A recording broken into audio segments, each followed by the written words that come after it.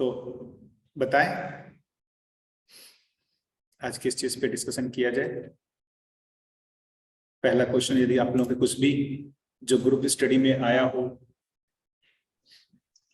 भैया हमेशा जो डिस्कशन में जिस बात पे थोड़ा ज्यादा अटक जाते हैं वो है विकास क्रम, और फिर जो जड़ अवस्था से प्राण अवस्था, वो जो चेंज है वो थोड़ा कहीं भी थोड़ा ज्यादा कंफ्यूज करता है। ओके, हाँ वही जड़ अवस्था से प्राण अवस्था नहीं कहेंगे, पदार्थ अवस्था से प्राण अवस्था, दोनों ही जड़ है। पदार्थ अवस्था भी जड़ है और प्राण अवस्था भी जड़ है। हाँ हाँ भैया। देखिए, मेरे को उसको समझने के लिए बड़ा एक इम्पॉर्टेंट चीज लगता है। जैसे एक कार देखते हैं, कार भी देखेंगे तो जैसा लोहा है, आपके सामने लोहे का रॉड रखा हुआ है, उसका एक कॉम्बिनेशन ही है कार, लेकिन वो एक अलग तरीके का फंक्शन करता है। मतलब एक आपके पास स्क्रैप रूप में एक लोहा रहे, है ना, या फिर कार के ही सारे पार्ट्स को खोल के रख दें, कार के ही सारे पार्ट्स को खोल करके रख देते हैं एक जगह पे और फिर इसको असेंबल करते हैं, तो दोनों में आपको डिफरेंस दिखता है। कार के सारे पार्ट्स खुले हुए रहें तो आपके लिए वो वैल्यूबल नहीं है, लेकिन सारे पार्ट्स को एक जगह कलेक्ट कर देते हैं, उसको एक मतलब ऐसे अरेंजमेंट कर देते हैं, वो तो वो आपके लिए बहुत वैल्यूबल एक मशीन जैसा, मैकेनिज्म जैसा दिखने लगता है या नहीं दिखता है। हाँ भैया। तो कहीं ना कहीं एक संरचना की एक खूबी होती है। तो जैसे पदार्थ अवस्था की बात कर रहा है, तो पदार्थ अवस्था में वहां पर क्या है कि सिर्फ परमाणुिक लेवल, परमाणु मिलके अणु बनाए हुए हैं, वो कोई एक संरचना नहीं बनाए हुए कि जो एक अलग तरीके की क्रिया करते हुए दिखे। जैसे लोहा हो गया, लकड़ी हो गया, ईटा पत्थर जो भी है, ये सब एटम के कलेक्शन है, लेकिन वो कोई खास तरीके की रचना नहीं कर रहे। और यही एटम्स, मॉलिक्यूल्स एक खास तरीके की रचना बना लें जिसमें श्वसन प्रश्वसन का काम होने लगे, उसी को ही तो हम प्राण अवस्था की इकाई बोल रहे हैं। जो सेल जिसकी बात कर रहे हैं वो बेसिकली देखेंगे तो वो बना हुआ तो है पदार्थ अवस्था से ही, लेकिन हाँ भैया। पदार्थ अवस्था का एक ऐसा अरेंजमेंट है जिसमें एक खास तरीके की क्रिया होने लगती है, श्वसन प्रश्वसन, पुष्टि, वो संरचना उसको अलग करती है। हाँ, यही श्वसन प्रश्वसन कब स्टार्ट हो जाता है और उसके पीछे क्या सोच, क्या वो कहा किस तरह से जनरेट होता है, वो थोड़ा सा एक अभी तक दिमाग में घूमता रहता है। वही अभी जैसे अभी देखेंगे, जो कार पूरी तरीके से काम करता है उसमें बहुत सारे पार्ट्स होते हैं, कोई एक पार्ट भी मिस हो गया या खराब हो गया तो पूरे कार का फंक्शनिंग रुक जाता है। तो उसी तरीके से यदि हम इसको समझना चाहें कि ये एक कोशिका जो है, एक सेल है, वो एक खास तरीके की रचना है, वो एक कंप्लीट रचना होगी तभी उसमें वो काम करेगा। अब ये रचना मनुष्य ने नहीं बनाया, ये रचना, ये प्राकृतिक विधि से ये रचना बन रही है। मतलब ऐसा सोचना होगा कि कुछ रचनाएं प्रकृति में अपने आप हो रही है। तो ये विकास क्रम का मतलब ही, जैसे देखेंगे विकास क्रम तो दूसरे तरीके से, ये जो एक कहेंगे कि पदार्थ अवस्था से प्राण अवस्था जो पैदा हुआ वो एक तरीके की खास रचना बन करके पदार्थ अवस्था जो है वही अलग रूप में काम करने लगा, एक खास तरीके की रचना में वो बदल करके वो अलग तरीके का कार्य कर रहा है, इसलिए इसको प्राण अवस्था कर रहे हैं। लेकिन देखेंगे तो दोनों के जो फंडामेंटल जो मतलब पार्टिकल्स है, जो परमाणु है, वो एक ही है, इसलिए दोनों को ही जड़ में ही काउंट करेंगे। अभी सजीव निर्जीव की अभी जो हम लोग का मतलब समझने का तरीका है वो अलग है। हम लोग जो वहां पर सांस होने लगा, सांस चलने लगी है, श्वसन प्रश्वसन, उसको हम सजीव कर रहे हैं। हाँ भैया। तो ये चीज अपने को समझना होगा कि साइंस जिसको सजीव कह रहा है ना, और जिसको हम चैतन्य कह रहे हैं, दोनों में डिफरेंस है। चैतन्यता और सजीव होना दोनों में डिफरेंस है। वो जैसे वो मनुष्य में उनके पास चैतन्य का कोई स्वरूप नहीं है, तो वो चैतन्यता भी इसी शरीर का ही पार्ट मानते हैं और इसी चीज को वो वहां पर भी ले जाते हैं। तो उनको वहां पर भी उसमें ही मतलब जो प्राण है, जो श्वसन प्रश्वसन है, उसमें ही उसको भी चेतना मानने लगते हैं। तो ये एक मेजर डिफरेंस है कि ये समझना होगा कि ये जो वो मतलब प्राण अवस्था की इकाई के साथ जब हम अपने मानव शरीर की बात करेंगे, तो मानव शरीर भी प्योर एक प्राण अवस्था का ही एक रचना है, ये भी जड़ ही है। जो मानव शरीर है ये भी जड़ है और चैतन्य इकाई अलग है। शरीर, मानव शरीर जड़ है और चैतन्य इकाई जिसको जीवन कर रहे हैं वो गठनपूर्ण परमाणु। और इन दोनों के बीच में जो इंटरेक्शन हो रहा है वो एक बहुत फाइन रचना है जिसको मेधस कह रहे हैं। तो ये जो प्रकृति में पदार्थ अवस्था से प्राण अवस्था का डेवलपमेंट हुआ, फिर प्राण अवस्था से जीव अवस्था, जीव अवस्था में डिफरेंट क्या हो गया, तो प्राण अवस्था में सिर्फ रचना है, शरीर रचना है, उसमें जीवन का कोई रोल नहीं है। जीव अवस्था में आते हैं तो शरीर रचना के साथ साथ उसमें जीवन भी आ गया, इसलिए उसको डिफरेंट कहा।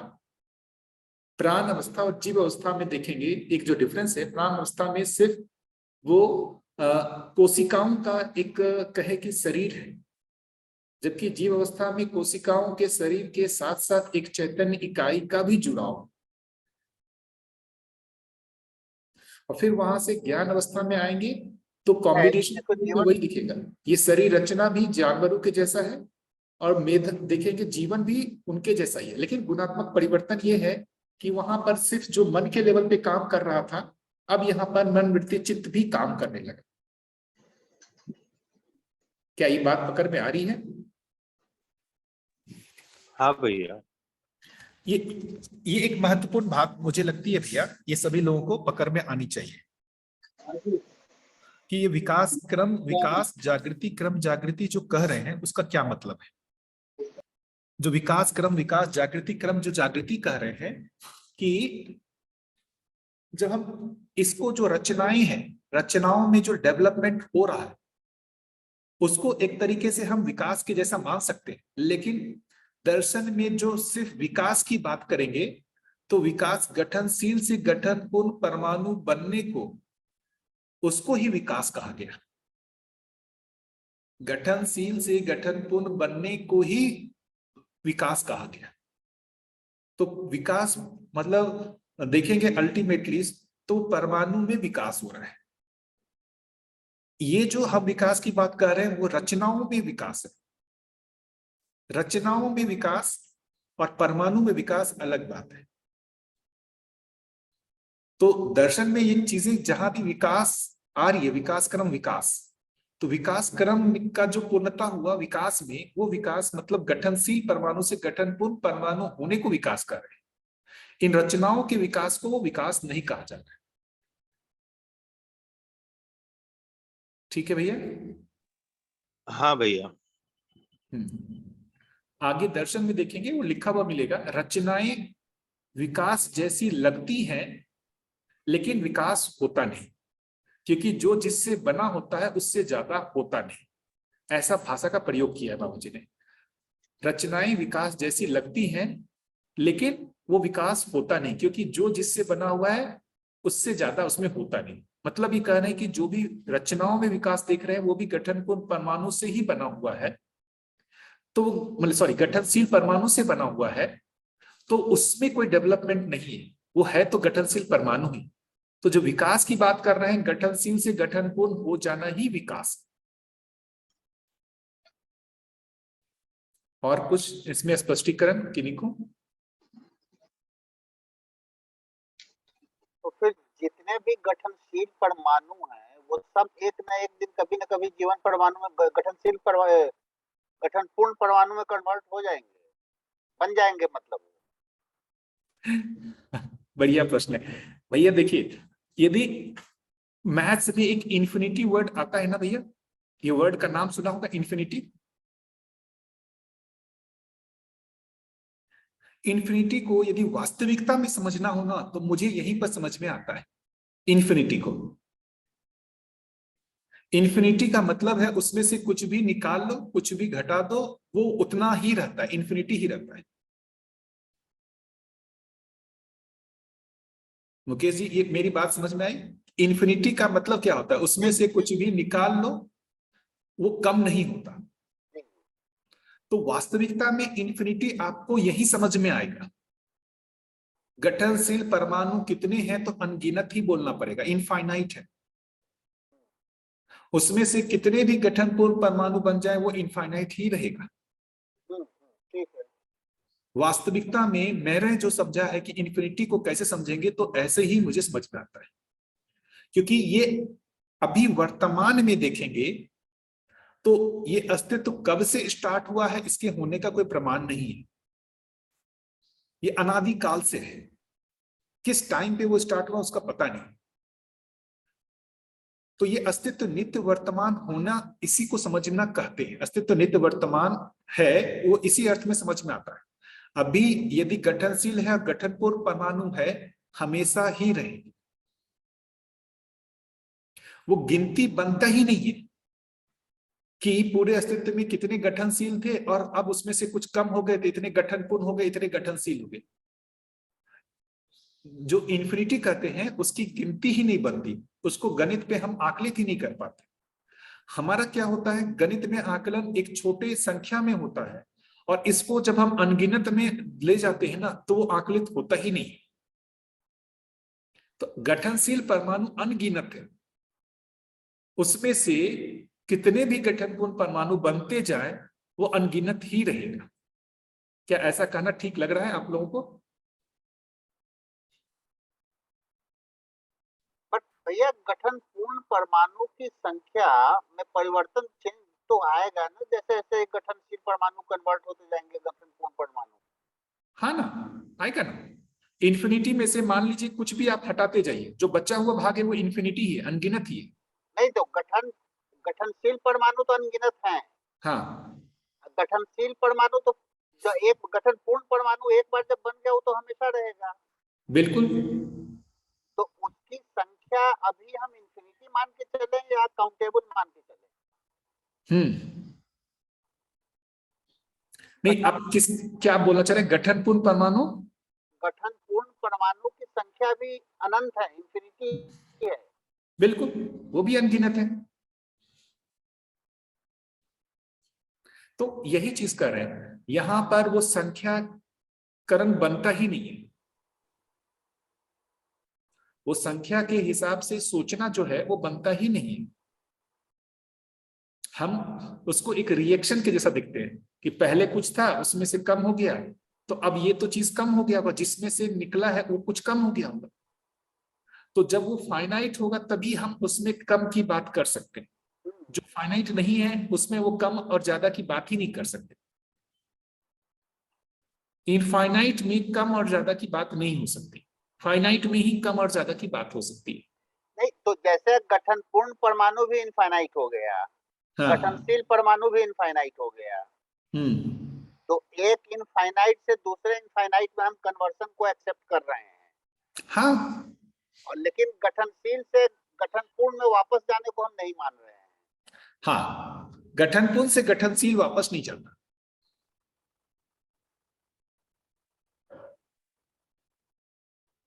ठीक है। जी जी।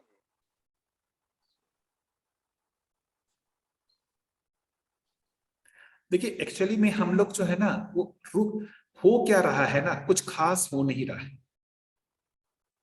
क्रियाएं बदल रही है। एक संरचना जो थी पहले जड़ क्रिया कर रही थी, अब वो क्या कर रही है?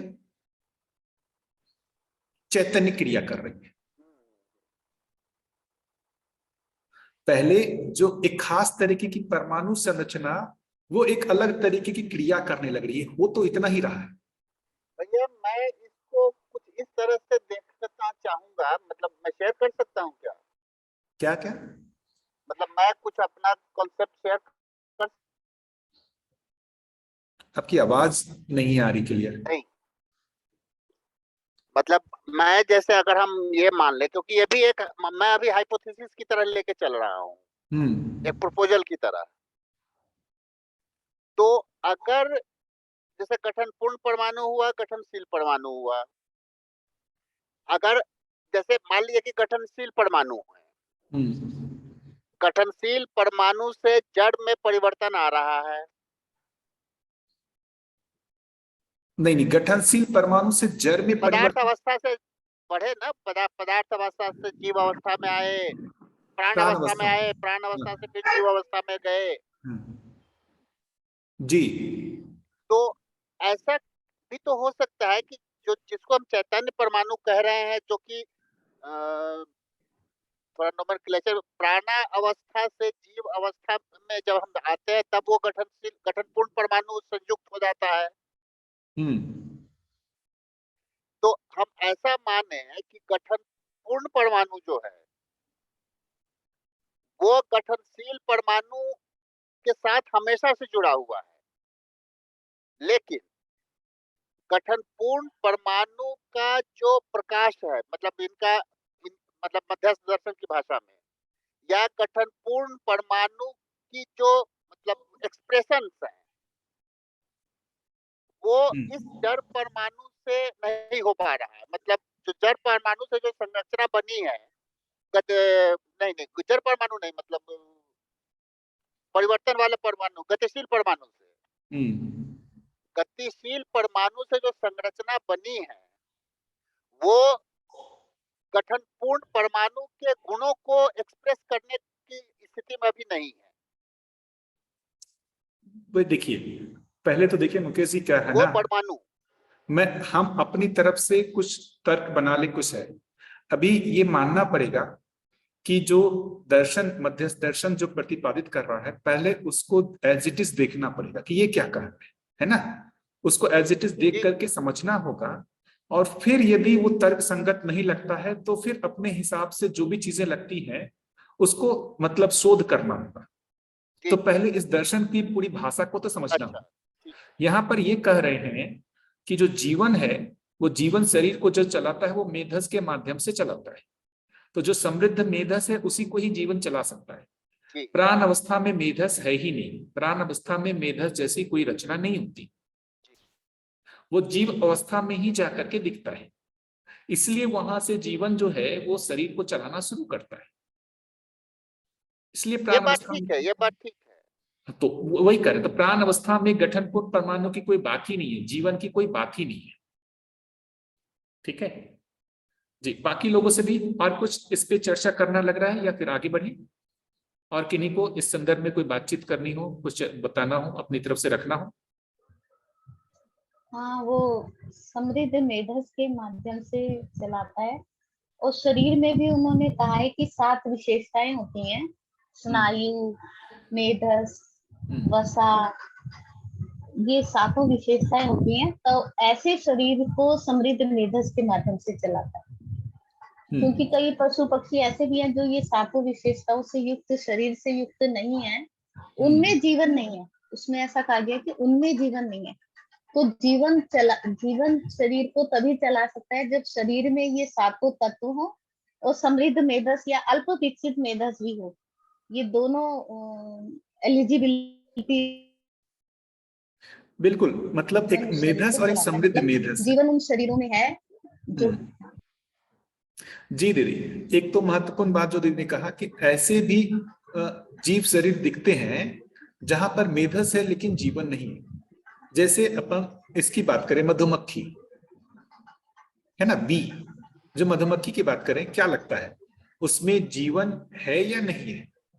आप लोगों का क्या अनुमान बनता है?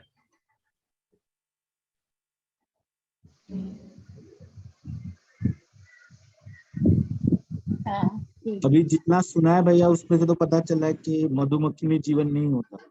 बिल्कुल, लेकिन उसके आप देखिए एक्टिविटी, उसमें मेमोरी जैसा दिखता है। वो उड़ के एक जगह से दूसरी जगह जाता है, वापस अपने ही छत्ते पे आता है, तो मेमोरी जैसा तो दिख रहा है। तो अभी क्या है ना कि बहुत सारा कुछ ब्रेन से भी कंट्रोल हो रही है चीजें, जिसका हम लोगों को पता नहीं है, और वो ब्रेन से भी बहुत सारी चीजें हो जा रही जिसमें जीवन का कोई रोल नहीं है, लेकिन उसका मेधस इतना विकसित नहीं हुआ है कि जीवन अपने जो भी मतलब तरंग है उसको वहां पर एक्सप्रेस कर सकता है, भेज सकता है, उसका ग्रहण वो उसका शरीर कर सकता है, ऐसा नहीं हुआ। तो जब तक वो जीवन के संकेतों को ग्रहण करने योग्य नहीं होता है, उसको समृद्ध मेधस नहीं करते। मेधस की समृद्ध आपके देखेंगे तो मेधस तो ऐसा नहीं हुआ कि समृद्ध मेधस एक सडन होता है, उसमें धीरे धीरे धीरे धीरे क्वालिटी में परिवर्तन होता है। जैसे आज के समय भी देखेंगे अपने पास मतलब 4G 5G मोबाइल ऐसे आ रहे हैं ना, 2G 3G। आज से 10 साल पहले के मोबाइल को यदि अभी यूज करना चाहे तो क्या उसमें 4G चलेगा? नहीं चलेगा। क्यों नहीं चलेगा? क्योंकि ये उसको प्रसारण को जो भी बाहर से प्रसारण हो रहा है उसको कैप्चर करने के योग्य ही नहीं है।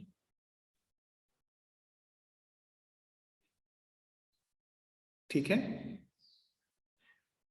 तो वो मेधस की रचना जो आपने सप्त धातु बताई, वो सप्त धातुओं से वो मेधस बना हुआ होता है और वो उसी आधार पर वो फंक्शन करता है। मेधस अपने आप में भी मुझे लगता है एक बहुत मतलब एक कहें कि सूक्ष्म रचना है, या प्रकृति में कहें कि इतनी बढ़िया रचना है जो जीवन के सबसे क्लोज है। शरीर का कोई और अंग अवयव जीवन के संकेतों को नहीं ग्रहण कर पाता, लेकिन वो मेधस ग्रहण करता है। जी, और किन्हीं को कुछ इस बारे में कहना हो? भैया ये कर्म दर्शन में शायद कर्म दर्शन में ही ये लाइन है एक कि ये जो जैसे मधुमक्खी है और ये कीट पतंग, जो कीट पतंगे दिखाई देते हैं, ये हमारे मेधस की एक एक इकाई को रिप्रेजेंट करते हैं, क्योंकि कुछ भी अचानक नहीं होता। वो धीरे धीरे धीरे धीरे हर इकाई को रिप्रेजेंट करते हुए लोग वो इकाइयां हैं, और उनका पूर्ण विकसित रूप अर्ध विकसित रूप पशु पक्षियों में दिखाई देता है, और उसी का पूर्ण विकसित रूप मानव शरीर के साथ दिखाई देता है। कर्म दर्शन में ही है, मैं कंफर्मली कह सकती हूँ ये लाइन। बिल्कुल। देखिए ये मतलब ये हो रही है कि जब हम जीवावस्था की बात करेंगे उसमें दो पार्ट में करना होगा, जीवन सहित जीव शरीर और जीवन रहित जीव शरीर। तो दोनों में ब्रेन दिख रहा है इसलिए उसको जीवावस्था में कर रहे हैं। दोनों में ब्रेन है, लेकिन एक में ब्रेन जो है वो मतलब पूरी तरीके से विकसित नहीं हुआ, इसलिए उसको जीवन नहीं चला पा रहा। ठीक है जी, अमित भैया आप कुछ बोलना चाह रहे हैं? भैया, जब प्राण अवस्था में भी हम देखते हैं कि वो जैसे अभी की भाषा में कहते हैं कि पेड़ मर गया, पौधा मर गया, और जो मधुमक्खी है वो भी हमें मरते हुए दिखती है। तो उसमें से ऐसा क्या सब्सट्रैक्ट हो जाता है जिसकी वजह से हम उसको ये बोलते हैं कि ये मर गया करके? ठीक है, अभी एक चीज ये देखिए, एक कार खराब हो गया, अभी से कार एक कॉम्बिनेशन है, कोई एक पार्ट उसका खराब हो गया तो कार फंक्शन करता है क्या?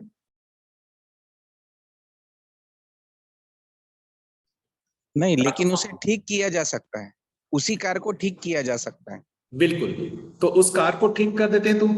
अब इस तरीके से जैसे एक पौधे का ग्रोथ हो रहा है ना, तो उसमें कंटिन्यूअसली जो बेसिकली देखेंगे उसमें सेल का डिवीजन हो रहा है, ग्रोथ हो रहा है, कंटिन्यूअसली हो रहा है, और उसका एक लाइफ साइकिल बना हुआ है जो उसके जो बोलते हैं रचना सूत्र में समाहित है, उसके रचना सूत्र में समाहित होता है। रचना सूत्र की यही विशेषता है कि उसके शरीर का ग्रोथ होगा, एक समय तक वो ग्रोथ होता रहेगा, फिर वो कुछ दिन तक ऐसा बना रहेगा, फिर धीरे धीरे धीरे धीरे उसकी संरचना जो होती है उसमें डिके होता है। जैसे अब पेड़ पौधे को छोड़ दे, हम अपने शरीर की ही संरचना को समझें, ये एक अच्छी चीज है कि शरीर संरचना में क्या चीज ऐसा हो गया कि ये धीरे धीरे जो है काम करना बंद कर देता है। तो आप देखेंगे तो ये हर एक अंग अवयव जो पहले छोटे से वो धीरे धीरे बड़ा होता है तो उसमें स्ट्रेंथ आती है, और धीरे धीरे फंक्शन करते हुए उसकी स्ट्रेंथ कम होने लगती है, और जैसे जैसे उसकी स्ट्रेंथ कम होते जाती है वो अलग अलग अंग अवयव काम करना बंद कर देते हैं।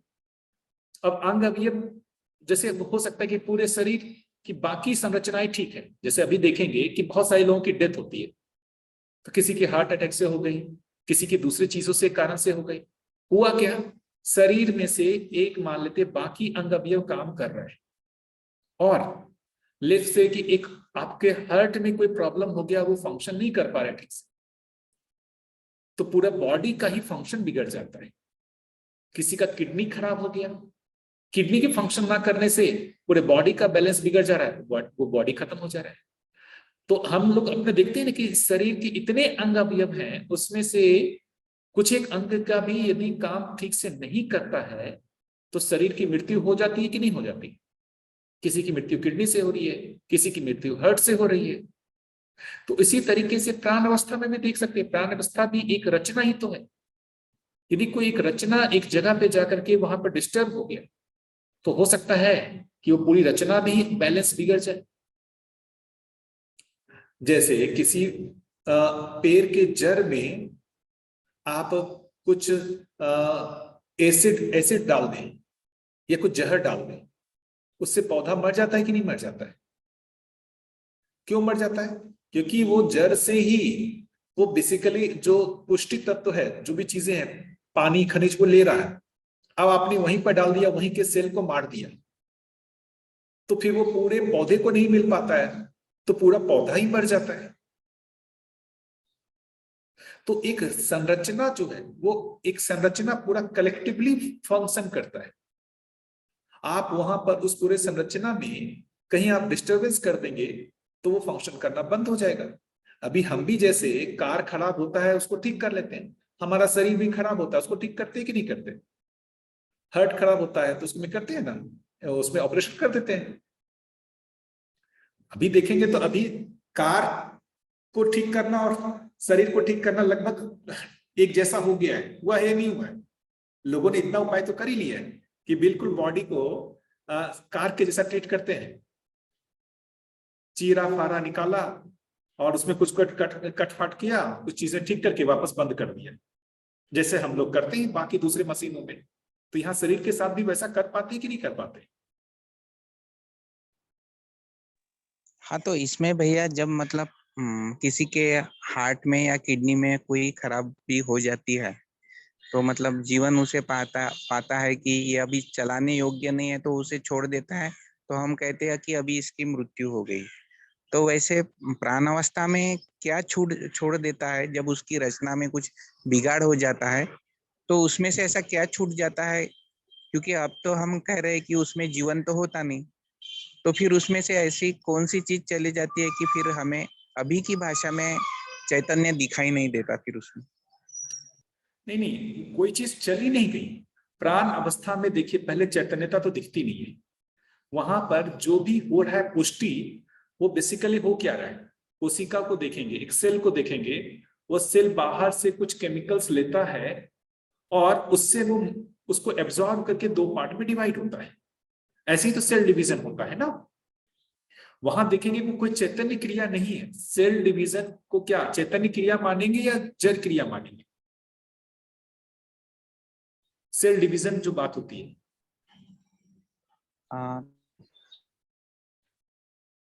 जड़ क्रिया ही है ना, है तो अभी की समझ के हिसाब से तो इसका वो रासायनिक क्रिया ही तो एक है, एक बायोलॉजिकल प्रोसेस है जहां पर वो केमिकल जो बेसिकली उसके देखेंगे क्रोमोसोम्स है और बाकी सारी चीजें वो डिवाइड हो रही है। एक मॉलिक्यूलर स्ट्रक्चर है, वो दो पार्ट में डिवाइड हो रहा है, एक ही संरचना दो संरचना में बदल रही है। इसी को ही तो पुष्टि बोल रहे हैं। कुछ एक समय के बाद वो ग्रो वो होना बंद हो जाता है, तो धीरे धीरे सेल डेड होने लगते हैं।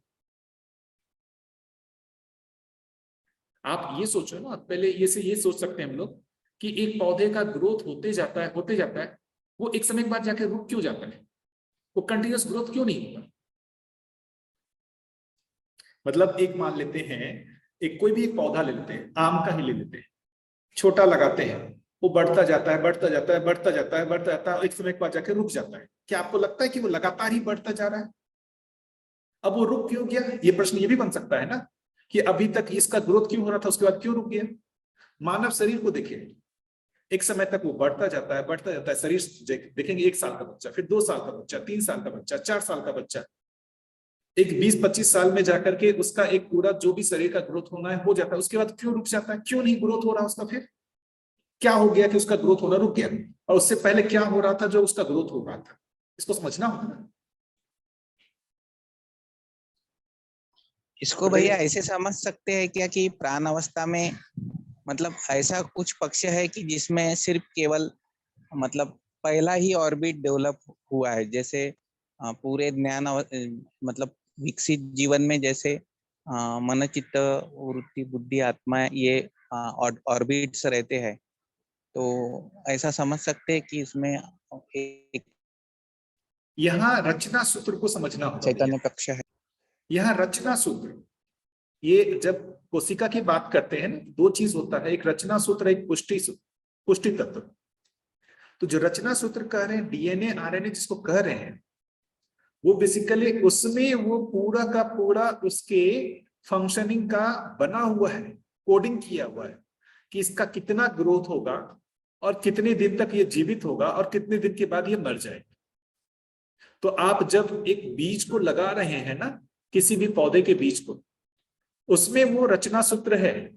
उस रचना सूत्र में ये समाया हुआ है कि इसका कितना दिन में ग्रोथ होगा पूरा और कितने दिन तक वैसा बना रहेगा और कितने दिन के बाद ये डिके कर जाएगा। इसी तरीके के मानव शरीर का भी देखेंगे, वो रचना सूत्र के आधार पर ही इसका कितना शरीर का डेवलपमेंट होना है, कितने तक इसका ग्रोथ होगा और फिर कितने दिन तक ये बना रहेगा और फिर वापस इसका मृत्यु होगा। तो यहाँ यही पर एक रचना सूत्र की जो है ना वो महिमा समझ में आती है कि रचना सूत्र जो है अपने आप में एक बहुत बड़ी इंफॉर्मेशन को कैरी कर रहा है। कोई भी पौधा है, उसके रचने सूत्र में उसकी पूरी चीज लाइफ साइकिल समाई हुई है, उसके एक डीएनए आरएनए पूरी इंफॉर्मेशन समाया हुआ है कि वो कितने दिन तक जो है वो पौधा जीवित रहेगा, कितना वो बड़ा होगा। तो यहाँ रचना सूत्र की महिमा को आपको समझना होगा। कैसा, ये बात ठीक लगता है, ये रचना सूत्र की बात? हाँ ठीक है भैया। रचना सूत्र जो है ये चीजें जिसको अभी साइंस भी डीएनए आरएनए कहता है ना, इसको भी समझना पड़ेगा। अभी आप देखेंगे तो कोई भी एक मतलब इतने वैरायटी के आपके एक आम का ही पेड़ है ना, अब अलग हर एक आम के जो भी उसका गुठली होता है, आप उसको लगाएंगे तो उसी तरीके के आम निकलते हैं, क्योंकि उसके रचना सूत्र में वो समाया हुआ है पूरा उसकी रचना। ऐसा थोड़ी कि आपने एक आम लगाया, दशहरी लगाया और उससे जो है वो अल्फांसो आम हो जाएगा, नहीं होता। तो हर एक कोशिका में पूरे शरीर की संरचना की इंफॉर्मेशन समाई हुई रहती है। हर एक कोशिका में जो डीएनए आरएनए उसमें समाई हुई है पूरी संरचना। इसलिए एक कोशिका से भी पूरे शरीर की संरचना डेवलप हो सकती है। आप देखें ना भाई, जब भी बच्चे का जन्म होता है तो माँ के गर्भ में तो पहले वो एक कोशिका से ही तो ये पूरी संरचना बनती है, उसी से मुंह कान नाक सारे संरचना बनती है, वो पहले से बना हुआ थोड़ी रहता है। लेकिन उस संरचना में वो पूरी सी समाई हुई रहती है कि जैसे ग्रोथ होगा, फिर ये अंग का निर्माण होगा, फिर ये अंग का निर्माण होगा, फिर ये अंग का निर्माण होगा, ऐसा ऐसा ग्रोथ होगा, वो पूरा समाया हुआ है। तो मुझे लगता है कि यहाँ रचना सूत्र जो है इसको समझना पड़ेगा, ये बहुत महत्वपूर्ण भाग है रचना के संदर्भ में।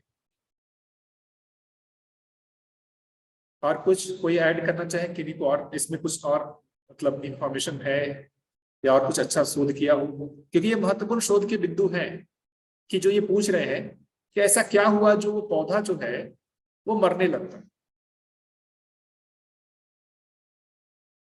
ये सोचने वाली बात है। पौधे की बात छोड़ दिए, हमारा ही शरीर में ऐसा क्या हो रहा है जो धीरे धीरे शरीर एक छोटे से बड़े आयु में आने के बाद पहले उसमें जो मजबूती थी वो धीरे धीरे कम होने लगी। जिन लोग भी इसमें एक एजेड हैं उनको लगता है ना कि उनकी स्ट्रेंथ धीरे धीरे कम हो रही है या नहीं हो रही है, ऐसा आप लोगों को लगता है? जो भी है एजेड लोग जो है अभी इसमें जुड़े हुए बता सकते हैं कि शरीर की जी जो भैया। ताकत थी, तो वो ताकत कम होने का बिल्कुल। मतलब क्या हो गया? शरीर के संरचना में क्या परिवर्तन हो गया जो वो ताकत कम लगने लगती है?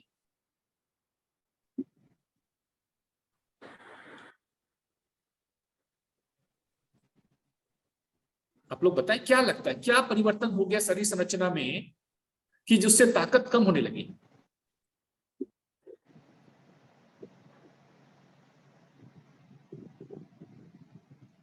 सोचना पड़ेगा ना।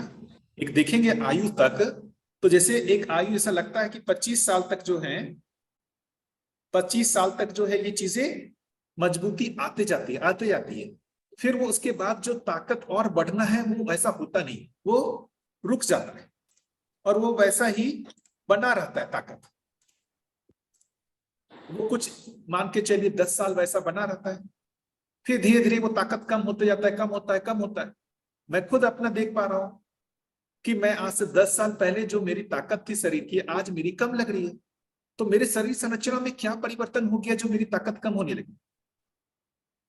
मेरा मुंह का नाक जो भी किडनी है, हार्ट है, सब चीजों में क्या दिक्कत हो गई जो ये अब ये ताकत कम होने लगी? तो ये आपको समझना है तो आपको वो भी समझना होगा, क्या नाम है, जैसे आप कोई भी एक कार यूज करते हैं, कोई भी इक्विपमेंट यूज करते हैं, इवन आप लैपटॉप यूज करते हैं, वो धीरे धीरे खराब होता है कि नहीं? क्या हो गया उसको यूज करने पर? उसमें क्या चीजें हो गई कि उसकी स्ट्रेंथ कम रहती? क्या कोई भी एक चीज हमेशा एक जैसा वर्क करता है?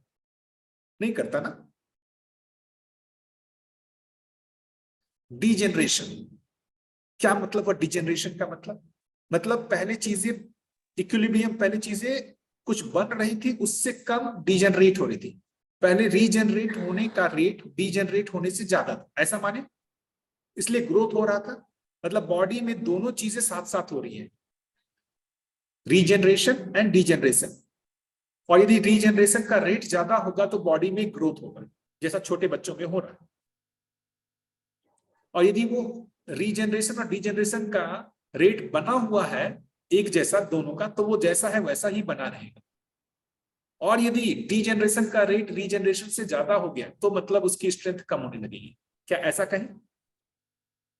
भैया इसको सिर्फ एज से ही रिलेट अगर ना करें, हम ये भी देख सकते हैं कि मैंने अपने घर में अपनी बेटी के साथ ही देखा है रिसेंटली कि जब पोषण भी ठीक से शरीर को नहीं मिलता है, बच्चे हैं जब एक एज में आते हैं तो अपनी इच्छा से खाते हैं, जंक फूड पे भी चले जाते हैं, तो बॉडी को जब पोषण नहीं मिलेगा तो भी रीजनरेशन कम हो रहा है, जीन रीजनरेट ज्यादा हो रहा है। वहां भी देख सकते हैं, एज से तो होता ही है।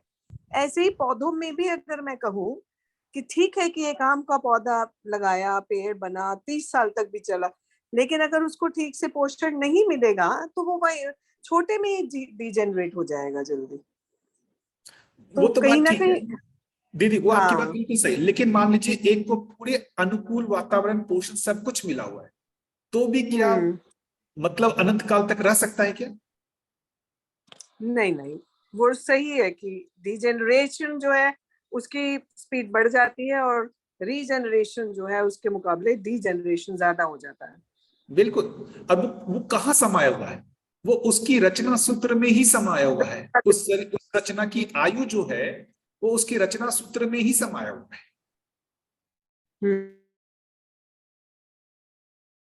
और उसके साथ साथ जो आप बोल रही है उसकी रचना सूत्र में तो समाया हुआ है ही। यदि वो उस तरीके के जो भी उसको अनुकूल वातावरण रहेंगे तो उसकी कोई एक अच्छी निश्चित आयु है। जैसे हो सकता है कि मान ले एक स्वस्थ शरीर जो मानव का है, उसके जो शरीर की बात करें, यदि उसके सब पोषण उसको सही ढंग से मिलता रहे, हो सकता है कि वो 100 साल जी जाए।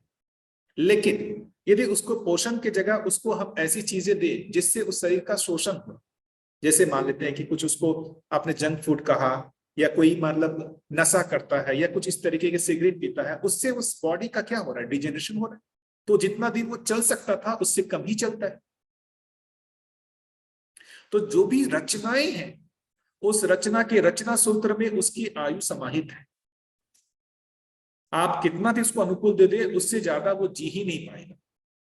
अभी लोग कोशिश करते हैं ना स्वस्थ रहने की, बहुत सारे जो भी एक जैसे पैसे आ जाने के बाद लोग क्या करते हैं, लंबा जीना चाहते हैं, उसके लिए पूरा एकदम अपना डाइट सब कुछ मेंटेन करते हैं, लेकिन कहाँ हो पाता है, मृत्यु होती ही,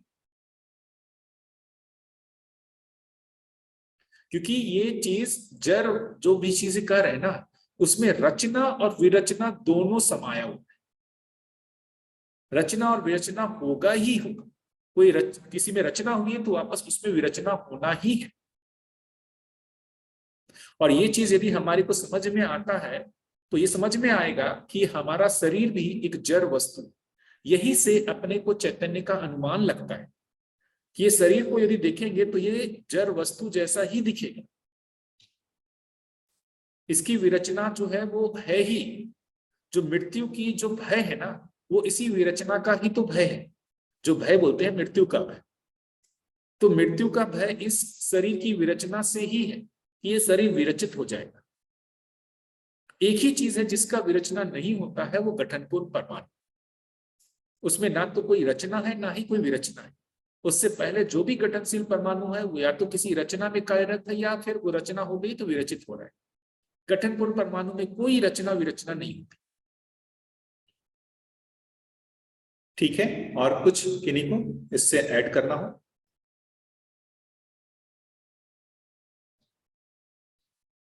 बढ़िया, ये सब शोध के मुद्दे हैं, अच्छा मतलब बढ़िया चीज है ये चीज। दीदी जी भैया जी, हम अभी जो सब विकास क्रम की बात है इसे हम इस रूप में भी देख सकते हैं कि ये सब व्यवस्था के बनाए रखने के अर्थ में रचना विरचना उनका जो हो रहा है, क्योंकि अगर ये बने रहेंगे तो आगे की व्यवस्था भी बिगड़ जाएंगी। और ये सब नियति सहज विधि से ही हो रहा है, क्योंकि ये जो विकास क्रम, विकास और जागृति कब जागृति जो सहअस्तित्व का है, तो इस अंतर्गत हम उसको बहुत अच्छे से देख सकते हैं, क्योंकि मूल रूप में तो एक परमाणु इकाई है। और परमाणु का किस प्रकार पदार्थ से प्राणावस्था में विचरित होना भी एक उसके लिए पुष्टि ही है, मिट्टी को पदार्थ में बन जाता है आगे के लिए। बिल्कुल, जो भी विकास में रचनाएं हुई हैं वो बेसिकली प्राकृतिक विधि से देखेंगे तो जीवन अपने आप को पूरी तरीके से एक्सप्रेस कर पाए उसी अर्थ में ही रचनाएं में विकास हुआ है। यदि पदार्थ अवस्था से प्राण अवस्था विकसित रचना ना बने, प्राण अवस्था से जीव अवस्था विकसित रचना ना हो, जीव अवस्था से ज्ञान अवस्था विकसित रचना ना हो, तो जीवन अपने आप को एक्सप्रेस कैसे करे? तो गठनपूर्ण परमाणु उधर बना हुआ है तो उसके एक्सप्रेशन के लिए प्राकृतिक विधि से प्रकृति में वैसी रचना भी बन रही है। जी, और कोई कुछ?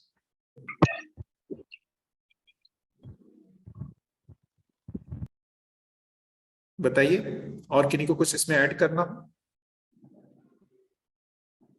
या हम लोग आगे बढ़े? ये एक महत्वपूर्ण बात है, ये हमारे को जो एक जड़ परमाणु की संरचना है उसको भी समझना होगा। वहां पर भी क्या ऐसे मतलब नियम दिख रहे हैं जिससे वो संचालित हो रहा है, इसको भी समझना होगा।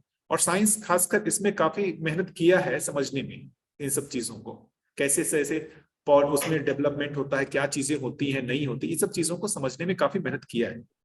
जी हाँ भैया, नमस्कार भैया। जी नमस्ते भैया। ये जैसे प्राणावस्था की जो कोशिकाएं हैं और जीव जंतु के शरीर की कोशिकाएं, मानव के शरीर की कोशिकाएं, तीनों कोशिकाएं, जिन तीनों के सेल जो है समान है। तो उसमें जैसे आदमी का जैसे कोई शरीर कट जाता है तो ये पुनः जो है उसमें शरीर के अंग तैयार नहीं होते हैं, परंतु कोई भी पेड़ पौधा जैसे कटता है तो फिर पुनः जो है इसमें तना बन जाता है। इसका मूल कारण क्या है भैया जी? लेकिन अब ये बताइए ना कि एक जैसे पौधा है जी, निश्चित आयु है, उससे पहले आपने उसको मान लीजिए काट भी दिया है ना, तो उसमें अभी भी उसकी संरचना में ग्रोथ के लिए बना हुआ है तो बनता रहा। लेकिन एक आयु के बाद आप उसको काट दे तो वो कहाँ बनता है उसमें, या एक आयु के बाद आप उसको नहीं काटे तो भी वो मरता है। एक आम का पौधा जैसे आपने अपने गांव में देखा, बहुत पुराना पौधा, वो कभी ना कभी मरता है कि नहीं मरता है? हाँ, वो तो स्वाभाविक रूप से। तो यदि उसमें अभी भी उसकी संरचना में जो आयु है, जितने आयु तक वो पौधा बना रह सकता है, उसका यदि समय है तो उसके लिए प्रयासरत रहता है ना। और जिस समय उसमें मतलब उसकी आयु खत्म होती है, उसके बाद वो प्रयास नहीं दिखता। आप पुराने पौधे को काटिए ना, वो उसमें ग्रोथ दिखता है क्या? नहीं दिखता, वो सूख जाता है। जी नए वाले को काटते हैं, उसी में ग्रोथ दिखता है। ऐसा है, आपने ऐसा ऑब्जर्व किया है? जी जी जी जी। अच्छा, आदमी का शरीर जैसे कट गया तो जैसे माने हाथ पैर मान लीजिए कट गया तो पुनः हाथ पैर तैयार नहीं होता, लेकिन वो प्राण कोशिका तक अपना जैसे घाव मान लीजिए है तो वो अपना भर जाएगा। अब ये एक बढ़िया चीज इन्होंने कहा कि आदमी के शरीर में हाथ पैर यदि कट जाए तो वापस उसकी संरचना नहीं होती, लेकिन पौधों में तो दिखता है, काट दिए फिर संरचना होती है। भैया वहां पर और यहाँ पर डिफरेंस है। वहां पौधों में देखेंगे तो वहां निरंतर जो है तनाएं बनती रहती है, सब कुछ फूल पत्तियां उसमें बनते रहते हैं। मतलब उसके देखेंगे तो हर साल जो है पतझड़ आता है, पत्ते उसके वो होते हैं, झड़ जाते हैं और नए पत्ते आते हैं। होता है कि नहीं होता है? मानव शरीर में ऐसी संरचना देखिए होता हुआ, या एकदम पशु शरीर में भी। यहाँ पर शरीर की संरचना एक बार ही बनती है। ऐसा नहीं होता कि इसमें शरीर संरचना में कुछ ऐसे नया आए। पौधे की संरचना और यहाँ की संरचना में डिफरेंस है भी। जी भैया, उसमें समझना होगा। वहां तो वो कुछ रचनाएं हर समय बन रही हैं। पत्ता ही देख लीजिए ना, जो किसी भी पौधे के पत्ते देख लीजिए, ठीक बात। हर साल झड़ते हैं, हर साल नया पत्ता आता है। फल देख लीजिए, हर साल फल जो है वो आता है, फिर से नया फल आता है। मानव के शरीर रचना में ऐसा देखें क्या? कुछ एक जगह हाँ पे हो सकता है आपको दिखता हो, हेयर बाल कट कीजिए फिर बाल बढ़ता है, नाखून कट कीजिए नाखून बढ़ता हाँ, है। ये जी कुछ एक जगहों पे हाँ भैया, जैसे प्राण जी हाथ काट देंगे तो हाथ फिर से रचना हो जाएगी, ऐसा नहीं होता। तो ये समझना होगा कि हर एक संरचना की अपनी अपनी एक जो है उसमें मतलब उसके ग्रोथ का क्या उसका मतलब सीक्वेंस है, और कब होता है वो चीजें पहले से तय है। तो मानव शरीर में हाथ पैर मुंह कान नाक इसका वापस डेवलपमेंट नहीं होता। हाथ पैर मुंह कान नाक का डेवलपमेंट नहीं होता, लेकिन नाखून हो गया, बाल हो गए, दाढ़ी हो गया, ये सब चीजें कुछ कंटिन्यूअसली बनती है। वो बनती है तो शरीर के अंदर से ही ना किसी चीज से बनती होगी। ठीक है भैया? जी भैया, जी भैया। कुल और मिला के कुछ? व्यवस्था क्रम में ये सजी है, इस बात को अपने को देखना है कहीं। बिल्कुल बिल्कुल। प्रकृति जी में ये रचनाओं की विविधता है, ये इतनी विशालता है, ये सब इसको स्वीकार करना पड़ेगा। रचनाओं में इतनी आपको विविधताएं दिखेंगी, जी, है ना। आप लेकिन वो भी पौधे की बात निश्चित है। छोड़ दें और एक जीव की बात कर लें, जैसे जी छिपकली। छिपकली में आप उसकी पूंछ काट दीजिए फिर से पूंछ बढ़ जाता है। सही। तो वो छिपकली वो तो प्राण अवस्था में तो आएगा नहीं, पेड़ पौधे जैसा तो है नहीं, जी वो तो जीव शरीर जैसा लगता है। तो वहां पर रचनाओं में हो रहा है डेवलपमेंट। तो जी वो हर एक की रचनाओं में विविधता है। हर एक की रचना को हम एक ही जैसा देखना चाहेंगे, उसके नियम एक ही जैसा है तो फिर दिक्कत हो जाएगी। सही। रचनाओं की विविधता है, इसको ऐसा समझना ठीक है, और बढ़िया, प्राकृतिक विधि। बहुत सुंदर। ठीक है भैया, धन्यवाद भैया जी। जी। और किन्हीं को कुछ और शेयरिंग अपनी तरफ से जो भी बात हो, देखिए भैया डिस्कशन होता है तभी मजा आता है ना। उससे रिलेटेड हो, खुद का हो, या बुक से रिलेटेड कहीं पर भी आपको कुछ लग रहा हो, जहां तक आप लोगों ने डिस्कशन किया हो, हर एक ग्रुप से कुछ ऐसे जो भी प्रश्न बन रहे हो। भैया इस वाले से कुछ दूसरा कर सकते हैं क्या? ये बताइए ना। भैया वो जैसे रूप गुण स्वभाव धर्म, वैसे हमारे वो 8:30 से 9:30 वाले टाइम में बताया था, डिस्कस भी हुआ था। तो भैया एक बार थोड़ा और इसको अच्छे से समझना चाहता हूँ, रूप गुण स्वभाव धर्म। तो जैसे उसमें ये था कि इंद्रियों के रूप में हम रूप और गुण को देख पाते हैं, स्वभाव और धर्म नहीं देख पाते हैं। तो स्वभाव और धर्म देखना किस तरह होता है, और इंद्रियों से स्वभाव और धर्म क्यों नहीं दिखता, इसके बारे में थोड़ा बताइए। ठीक है, अभी अभी एक चीज पहले देखते हैं, चीजों को समझते हैं। तो जैसे किसी पौधे को ही समझते हैं, पौधे की ही बात लेते हैं, तो पौधे को हम एक तो आंखों से देखते हैं, आंख से देखते हैं तो उसका क्या भाग दिखता है, रूप ही दिखता है ना, जी या भैया। या उससे ज्यादा दिखता है? नहीं दिखता ना, नहीं।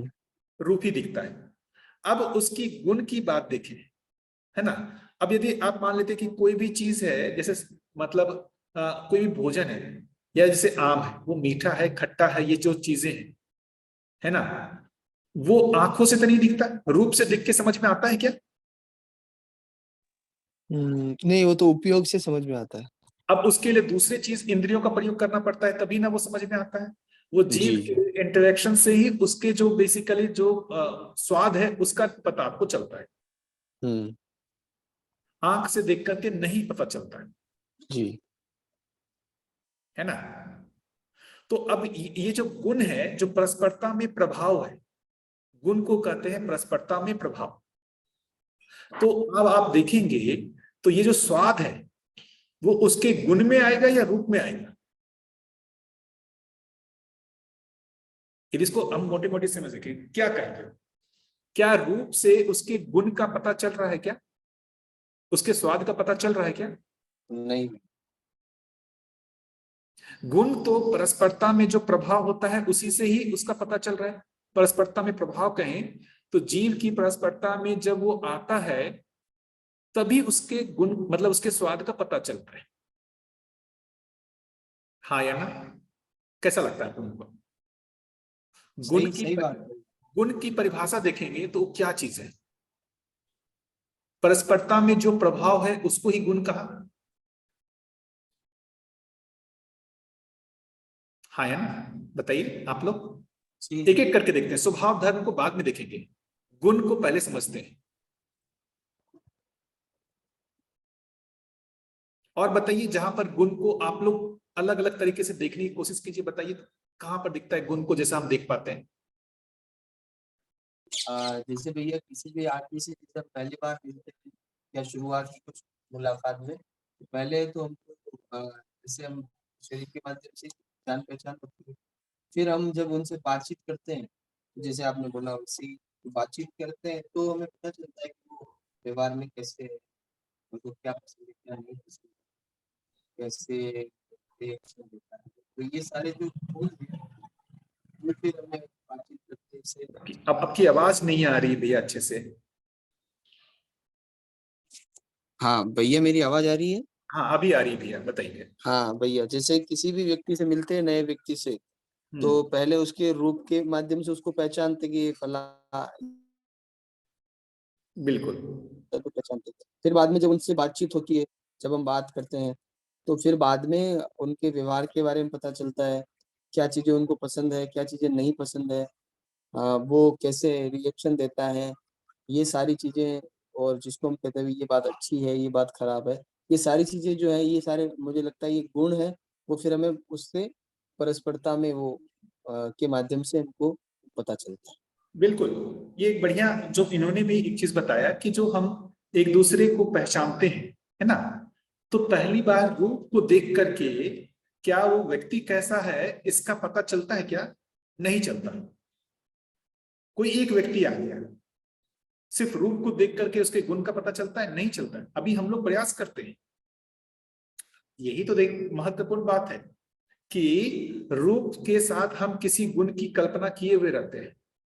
कोई एक व्यक्ति आया, सुंदर दिखा, है ना, तो हमारे को उसके प्रति आकर्षण होता है, उसके रूप के आधार पर हम गुण का भी आकलन कर लेते हैं, लेकिन पता चलता है उसका व्यवहार बहुत खराब है। तो रूप से जो एक गुण कहेंगे कि डिफरेंट चीज है, वो परस्परता में जो प्रभाव है वही उसको गुण कह रहे हैं। तो आप एक तरीके से जो आप उसकी बात कर रहे हैं कि उसके क्या अच्छे, जो बोलते हैं ना कि उसमें क्या गुण है अवगुण है, तो उस मोटे मोटी सेंस में भी कह सकते हैं कि गुण जो है वो परस्परता में जो प्रभाव है उसी को ही गुण कह रहे हैं। और बताइए कोई और किन्हीं को कुछ ऐड करना हो, क्योंकि हम लोग देखिए समझ रहे हैं रूप गुण स्वभाव धर्म आप लोगों ने शिविर में भी सुना होगा और यहाँ पर भी दर्शन में पढ़ा होगा, लेकिन इसको पहचाने कैसे? तो पहचानने के लिए हमको अपना दिमाग लगाना कि कहाँ पर हमको समझ में आ रहा है गुण का मतलब क्या है। जैसे भैया अगर मैं पदार्थावस्था का उदाहरण लूं, एक लोहा है, उसकी कील बनती है और लकड़ी ज्यादा हार्ड है और वो लकड़ी में उसको ठोका जा सकता है क्योंकि लकड़ी उससे सॉफ्ट है। ये परस्परता में प्रभाव से पहचान में आया हमें। बिल्कुल। पानी है, उसमें अगर मैं तेल डालूंगी तो तेल जो है वो पानी के ऊपर सतह पे तैरता रहेगा। ये परस्परता में प्रभाव से समझ आया कि पानी हैवी है, ऑयल जो है वो लाइट है, ऊपर तैर रहा है। लकड़ी है, पानी में बहेगी तो लकड़ी ऊपर बहेगी पानी के। ये परस्परता में पदार्थावस्था की यदि बात करें तो ये हमें समझ में आया। ऐसे ही पौधा है, पौधे में पानी देंगे तो वो पोषित हो रहा है, और अगर मैं पानी की जगह कोई केमिकल दे दूंगी तो वो नहीं, सॉरी, थोड़ा सा वैसे है तो परस्परता में ही प्रभाव ये भी, बट ये एग्जाम्पल उसमें गुण के हिसाब से शायद ठीक नहीं बैठेगा, बट वहाँ वो जो मैंने पहले पदार्थावस्था के दिए वो एग्जाम्पल ठीक बैठे। और ऐसे ही सारी अवस्थाओं में अगर एक एक करके देखेंगे परस्परता में तो गुण समझ में आते हैं फिर। बिल्कुल, इसको मोटा मोटी देखेंगे तो गुण को हर जगह दर्शन लिखेंगे तो सम विषम मध्यस्थ के रूप में, ऐसा भाषा रूप में लिखा हुआ है ना? आप लोगों के अभी वो चर्चा में आया है क्या? जी बिल्कुल। हाँ, तो बेसिकली वो बहुत ब्रॉड सेंस में उस तरीके से सम विषम मध्यस्थ कही गई बातें, लेकिन गुण का मतलब परस्परता में जो एक दूसरे के साथ प्रभाव है वही उसका गुण है, जो रूप से अलग है। वो रूप उसकी एक वास्तविकता है, गुण उसका एक और दूसरी वास्तविकता है। अब इसके बाद यदि हम स्वभाव को समझने की कोशिश करें, स्वभाव को कैसे समझेंगे? स्वभाव को कैसे समझेंगे?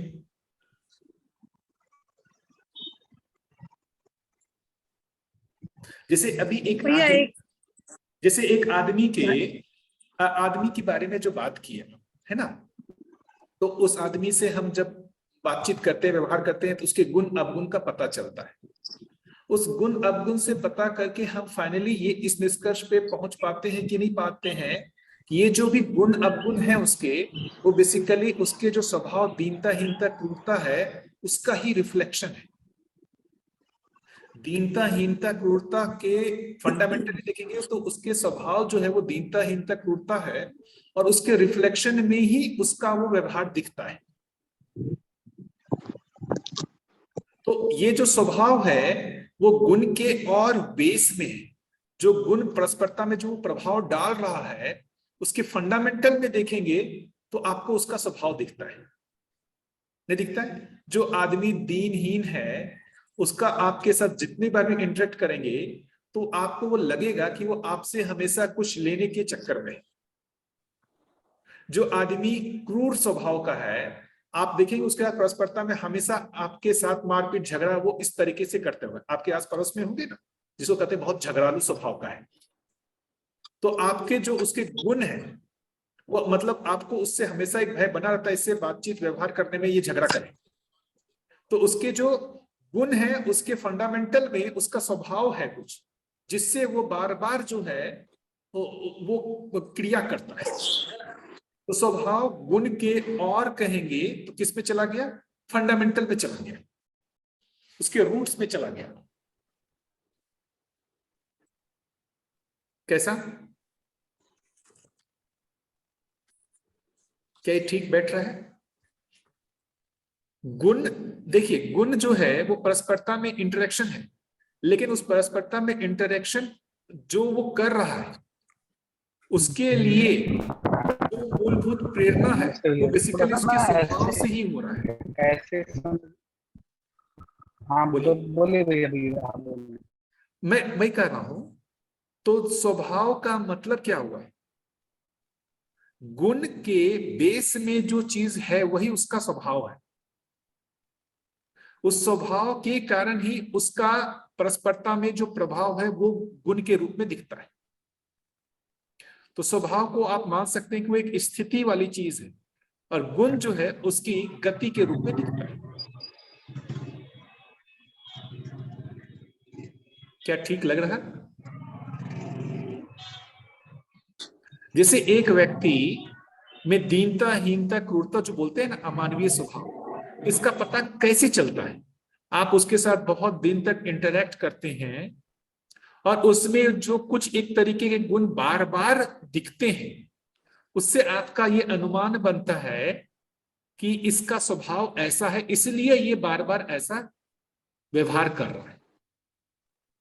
एक बार कोई एक आदमी झगड़ा किया, आप उसको झगड़ालू नहीं बोलते। जो लगातार झगड़ा कर रहा है वो, उसको आप झगड़ालू बोलते हैं। मतलब उसका स्वभाव ही वैसा है। आप लोग बताएं कैसा लग रहा है ये डिस्कशन, या आपको कुछ अन्यथा लग रहा हो? भैया नमस्कार। जी नमस्ते भैया। मुझे जो है, अगर मानव के हिसाब से देखें तो जैसे उसका मानव के साथ परस्परता में, जैसे कई बार कुछ लोग डॉक्टर्स हैं, कुछ लोग शिक्षक हैं, कुछ लोग कुछ किसान हैं, मतलब उसमें उनकी जो योग्यता का स्तर है या क्षमता का स्तर है, उसको भी मुझे लगता है कि वो भी गुण में ही आना चाहिए। क्योंकि मानव के रूप में जो परस्परता है, उसमें जो जिस तरह से वो काम करते हैं, अपने अपने आप को पेश करते हैं, वो भी एक गुण में ही आएगा, क्योंकि वो रूप में तो आएगा नहीं, क्योंकि वो भी गुण में आएगा, ऐसा मुझे लग रहा है। स्किल वाली भाग जो बोल रही है, ये स्किल मतलब वाली या परस्परता में जैसे अपने आप को वो पेश करते हैं, कुछ काम के रूप में या कुछ उपयोगिता के रूप में, इस तरह से मैं देखता हूं। बिल्कुल। तो वो भी एक तरीके से, मतलब अब जैसे अभी हम कर रहे हैं, जो भैया ये बोल रहे हैं कि कोई एक डॉक्टर है, बहुत अच्छा ट्रीटमेंट कर लेता है ना, कोई एक इंजीनियर है जो बहुत अच्छा मतलब इंजीनियरिंग का काम कर लेता है, तो ये उसका क्या कहलाएगा? गुण कहलाएगा या नहीं कहलाएगा? क्या इसको गुण में काउंट करेंगे या नहीं करेंगे?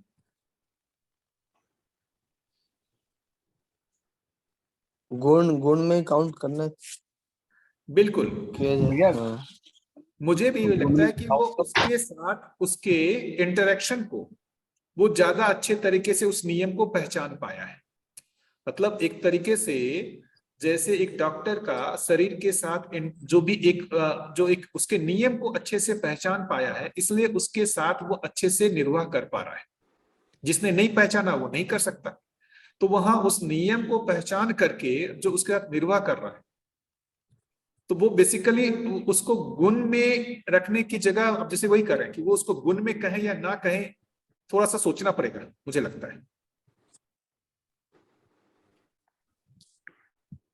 भैया जैसे, नमस्कार भैया, जैसे बात हो रही थी रूप की, मैं आपकी की बातें सुनते सुनते ये मेरे अंदर अपने चल रहा था और मैं उसको सोच रहा था कि ऐसा भी हो सकता है, वो मैं अपने आपके सामने रख रहा हूँ। रूप तो जैसे भी कोई हम मिलते हैं किसी से तो पहले उसका रूप ही दिखाई देता है, बिल्कुल। फिर उसके बाद गुण दिखाई देते हैं। जैसे भैया ने बोला डॉक्टर, तो वो स्किल रूप में उसका गुण दिखाई देता है। फिर उसके बाद हम ये देख पाते हैं कि मेरा भाव क्या है, क्योंकि मैं इस वक्त जब मिल रहा हूँ किसी से भी, अगर मैं मिल रहा हूँ तो मैं किस भाव से प्रस्तुत हो रहा हूँ, मैं संबंध के भाव से हूँ या मैं एक फॉर्मेलिटी के भाव से हूँ। जब मेरा संबंध का भाव के साथ मैं उसके रहता हूँ, मैं अपने सहज भाव से होता हूँ, तो मैं उसमें संबंध को, मैं उसमें सामने वाले में अपने अंदर संबंध के भाव से होता हूँ। तो परस्परता को मैं, परस्परता का मेरे अंदर फीलिंग आती है, तो वो जैसे कहते हैं ना, अपनेपन का विस्तार ही सुख है, तो मैं उस सुख को फील कर पाता हूँ। तो ऐसे ही जैसे डॉक्टर की बात हो रही है, डॉक्टर अगर स्किल है उसके अंदर किसी मरीज का इलाज करने की, कोई मरीज उसके पास आता है, वो उसको देखता है, उसका इलाज करता है, लेकिन वो डॉक्टर उस मरीज को इस रूप में देख पाता है कि यार ये मेरे पास मुझे डॉक्टर मानकर अपने इलाज के लिए मेरे पास आता है, और वो उसके साथ इस रूप में न्याय कर पाता है। तो दोनों में संबंधों की तृप्ति होती है, जिसको वह तृप्ति के नाम से हम जानते हैं, कि वो डॉक्टर उसको ठीक से देख पाता है, उसका इलाज कर पाता है, और मरीज उससे अपना उसको अपना इलाज मतलब मरीज उससे अपना इलाज कराकर उसको जब वो सुखी होता है, उसको विश्वास होता है कि हाँ मैं सुखी हो जाऊँ, मैं ठीक हो जाऊंगा, उसके अंदर तो बना ही रहता है क्योंकि वो तो वैसे ही परेशान है। तो दुखी शरीर से तो उसके पास आता है, लेकिन जब डॉक्टर उसके इस दुख को देख पाता है और उससे अपने संबंध को व्यवहार कर पाता है, वो अगर ये देखता है कि यार ये आया डॉक्टर, जैसे हमने कोरोना में देखा कि किस तरह से डॉक्टर्स के और हेल्थ का हमने हाल देखा, लेकिन जब अगर हम देखते हैं कि डॉक्टर भी किसी संबंध के रूप में मरीज के साथ अपने आप को मानव से मानव अविभाजित इस संबंध को देख पाता है और उस रूप से वो व्यवहार करता है, तो संबंध स्थापित होता है, परस्परता बनती है, और फिर वही गुण, उसको गुण कह सकते हैं। स्किल रूप में तो डॉक्टर के अंदर एक स्पेशलिटी है, विशेषता है, तो विशेष होना गुण नहीं कहेंगे, लेकिन हाँ जहाँ वो परस्परता में संबंध से स्थापित कर पाता है, ठीक से कर पाता है, तो उसको उसका गुण कहेंगे। मैं इस मेरे पास शब्द नहीं है, लेकिन जो मेरा भाव है वो मैं कह पाया नहीं कह पाया, ये आप ठीक से समझ पाएंगे, मुझे बता पाएंगे। भैया इसमें इसको अगर इस तरह से जोड़ दें कि एक डॉक्टर है, ये स्किल रूप में हमें समझ में आता है कि वो डॉक्टर है, लेकिन एक अच्छा डॉक्टर है जिसमें मानवीयता है, तो ये स्वभाव से जुड़ जाएगा, फिर ये गुण नहीं रहा, फिर ये स्वभाव से जुड़ गया ना। बिल्कुल। अभी एक हो सकता है कि एक अच्छा डॉक्टर है लेकिन स्वभाव से वो दीनता, हीनता, क्रूरता में दिख सकता है। मतलब आप उसके पास जाए, वो हो सकता है कि आपका ट्रीटमेंट अच्छे से करे, लेकिन वो इस भाव से करे कि वो आपसे ज्यादा पैसा ले पाए। हाँ भैया, ऐसी यही मैं कहना चाहता हूँ, ठीक कह रहे हैं। है ना? भैया अच्छे थोड़ा डॉक्टर से मेरा क्लैरिफिकेशन। भैया अच्छे डॉक्टर से मेरा मानवीयता पूर्ण आचरण के साथ वाला जो डॉक्टर, जिस उसकी बात कर रही हूँ, तो मुझे लगता है वहां स्वभाव से जुड़ेगा ना।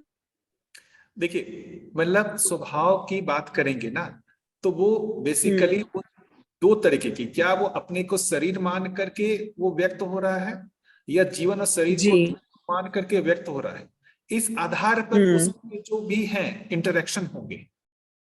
गुण मतलब परस्परता में जो हम एक दूसरे के साथ इंटरेक्ट कर रहे हैं। यदि मैं अपने आप को सिर्फ शरीर मानता हूं तो मैं उसी भाव से इंटरेक्ट होऊंगा, और यदि मैं जीवन और शरीर दोनों के रूप में, जीवन शरीर के रूप में मानने का मतलब हुआ मूल्यों के अर्थ में, यदि मैं उसको पहचान पाता हूं तो मेरा इंटरेक्शन अलग होगा। तो इसका मतलब यही हुआ कि स्वभाव को जितना हम पहचान पाते हैं, जो वास्तविक स्वभाव है मानव के, जो स्वभाव की बात कर रहे हैं, धीरता, वीरता, उदारता जिसको बात कर रहे हैं, मानवीय स्वभाव की बात कर रहे हैं, मानवीय स्वभाव की यदि मुझ में पहचान है तो मेरा इंटरेक्शन अलग तरीके से होगा, मेरी क्वालिटी वही होगी, मेरा हो सकता है स्किल वही होगा। लेकिन जब मैं परस्परता में जो दो चीज है, एक तो मेरा ऑपरेशन करने वाला भाग है, वो मेरे में चाहे मैं दीनहीन क्रूर हूं या फिर मेरा धीरता, वीरता, उदार है, वो स्किल तो वैसा ही रहेगा। लेकिन उस स्किल के साथ हमारे मूल में वो क्या भाव जुड़ा हुआ है, वो दूसरी चीज है, वो महत्वपूर्ण है।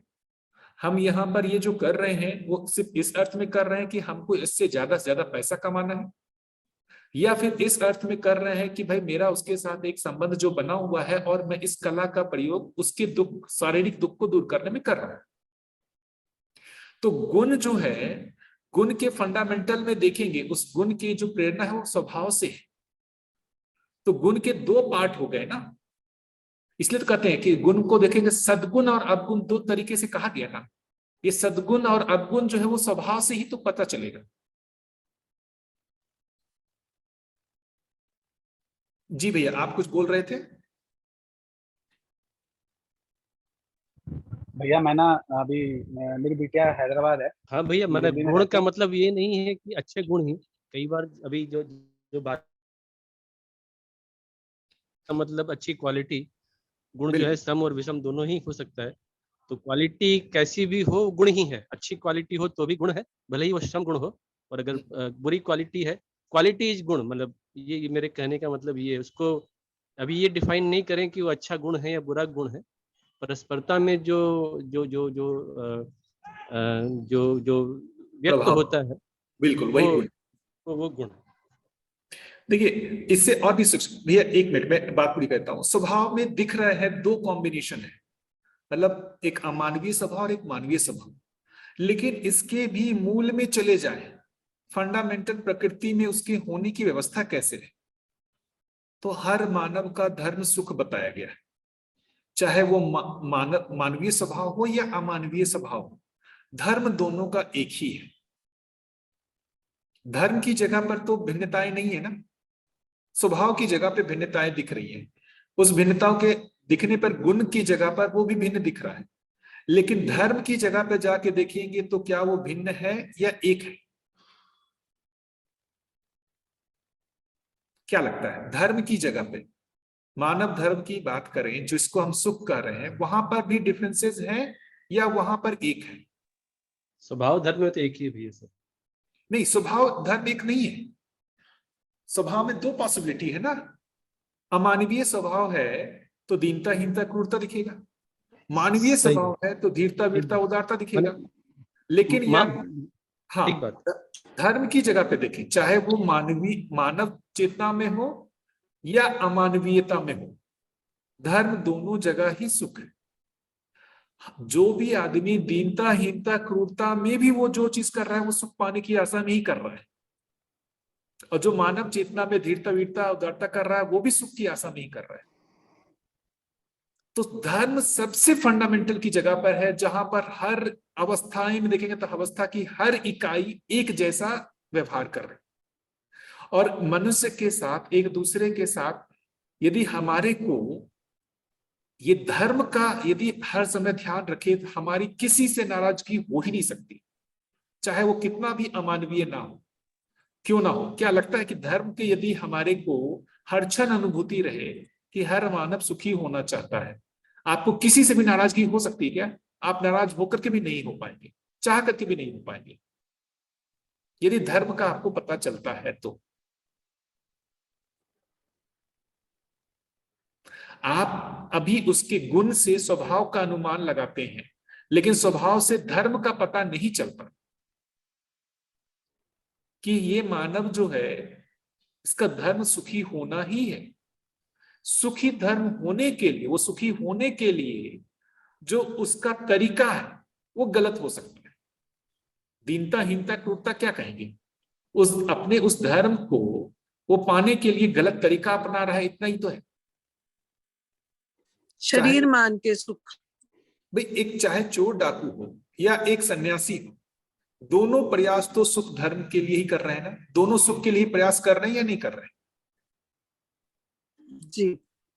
धर्म की जगह पर आप अवस्थाओं में देखेंगे ना, तो हर अवस्था की जितनी भी इकाइयां हैं उनका धर्म जो है एक ही दिखेगा। जैसे मानव को एक इकाई के रूप, मतलब मानव को पूरा एक यूनिट के रूप में देखें, जो चार अवस्था कर रहे हैं, पदार्थ अवस्था, प्राण अवस्था, जीव अवस्था, ज्ञान अवस्था। यदि ज्ञान अवस्था के धर्म की बात करेंगे, वहां पर हर एक जैसा दिखता है, सुखी होने की आशा उसमें। क्या यहां पर डिफरेंसेस दिखते हैं? नहीं दिखेगा। धर्म की जगह पर डिफरेंस दिखेगा ही नहीं। स्वभाव की जगह पर आप देखेंगे तो दो ब्रॉड क्लास जैसा दिखता है कि एक दीनता, हीनता, क्रूरता हो गया, और एक जो है वो धीरता, वीरता, उदारता हो गया। और उस स्वभाव को और फैला करके देखेंगे तो दीन, हीन, क्रूर में भी आप देखेंगे तो हर एक में अलग अलग तरीके के जो इंटरेक्शन है, आप जिससे इंटरेक्ट करेंगे अलग अलग भिन्नताएं दिखेंगी।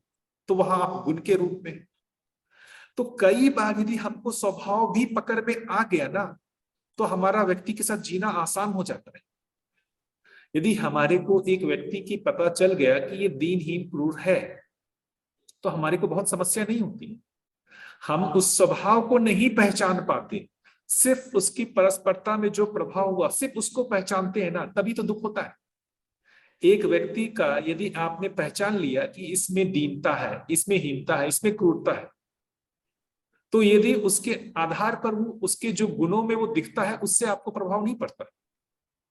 और उससे भी फंडामेंटल यदि चीजें देखेंगे कि भाई ये इसके मूल में तो ये भी सुख धर्मी है, तो आपको बिल्कुल ही प्रभाव नहीं पड़ेगा। मैंने जैसे इस चीज को, मैं जितने दिन भी नागराज जी के साथ रहा, बाबा जी के साथ, तो वो मेरे को दिख रहा है कि एक ऐसे व्यक्ति के साथ जिससे मुझे समस्या हो रही है, उनको दिक्कत नहीं होती थी। उसका रीजन जो मेरे को समझ में आया कि वो हर आदमी में उस सुख धर्मिता को वो देख पाते थे। धर्म की उनमें अनुभूति हुई, उन्होंने खुद के सुख धर्मिता को पहचाना था, इस आधार पर हर आदमी के सुख धर्मिता को उन्होंने पहचान लिया। तो वो जो भी उनके साथ, यदि कोई उनको झूठ बोल रहा है या कुछ भी कर रहा है, कुछ भी गलत कर रहा है, तो भी उनका फंडामेंटल जो रीजन समझ में आता है कि ये सुख धर्मी तो है, लेकिन इसके लिए, इसकी पूर्ति होने के लिए जो ये प्रयास कर रहा है वो गलत है। सारे व्यवहार की दिक्कतें कहां पर हैं? आपको क्या लगता है व्यवहार में दिक्कतें कहां पर हैं? ये सुख धर्मिता की पहचान नहीं होने से ही मुझे लगता है कि ये जो है व्यवहार में दिक्कत है। सुख धर्मिता की पहचान नहीं होना, उससे पहले स्वभाव की पहचान नहीं। यदि किसी एक व्यक्ति के स्वभाव की पहचान हो जाती है तो भी आप उसके साथ क्या इंटरेक्ट करना है, आप एक निश्चित योजना बना सकते हैं। यदि एक आदमी दीन है तो आपको उसके साथ क्या इंटरेक्ट करना है, ये योजना आप पहले से बना सकते हैं। यदि आपको स्वभाव का पता नहीं है, उतनी सूक्ष्मता के साथ देखने का अभ्यास नहीं है और सिर्फ गुण को देख रहे हैं, तब तो आपका भी बिल्कुल वैसा ही होगा। वो अच्छा व्यवहार करेगा तो आप अच्छा, आप वो खराब व्यवहार करेगा तो आप भी खराब व्यवहार करेंगे।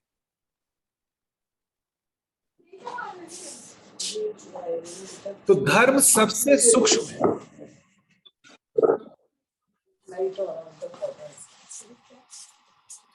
कैसा बताइए?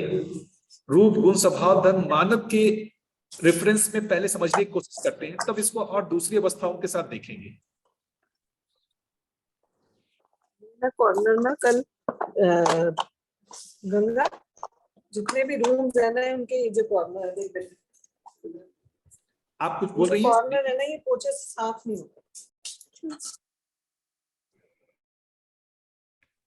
सॉरी भैया, सॉरी।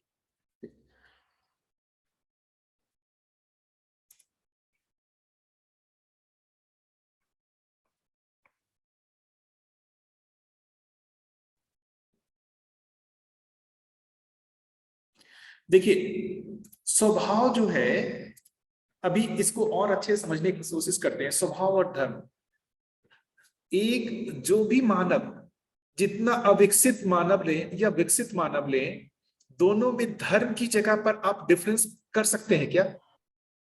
जितने भी मानव हैं ज्ञान अवस्था की कहिए, क्या धर्म की जगह पर डिफरेंस आप कर सकते हैं क्या? आप लोग पहले धर्म, भैया धर्म तो सभी का एक ही हुआ ना, सुख। तो धर्म सबसे फंडामेंटल हुआ ना।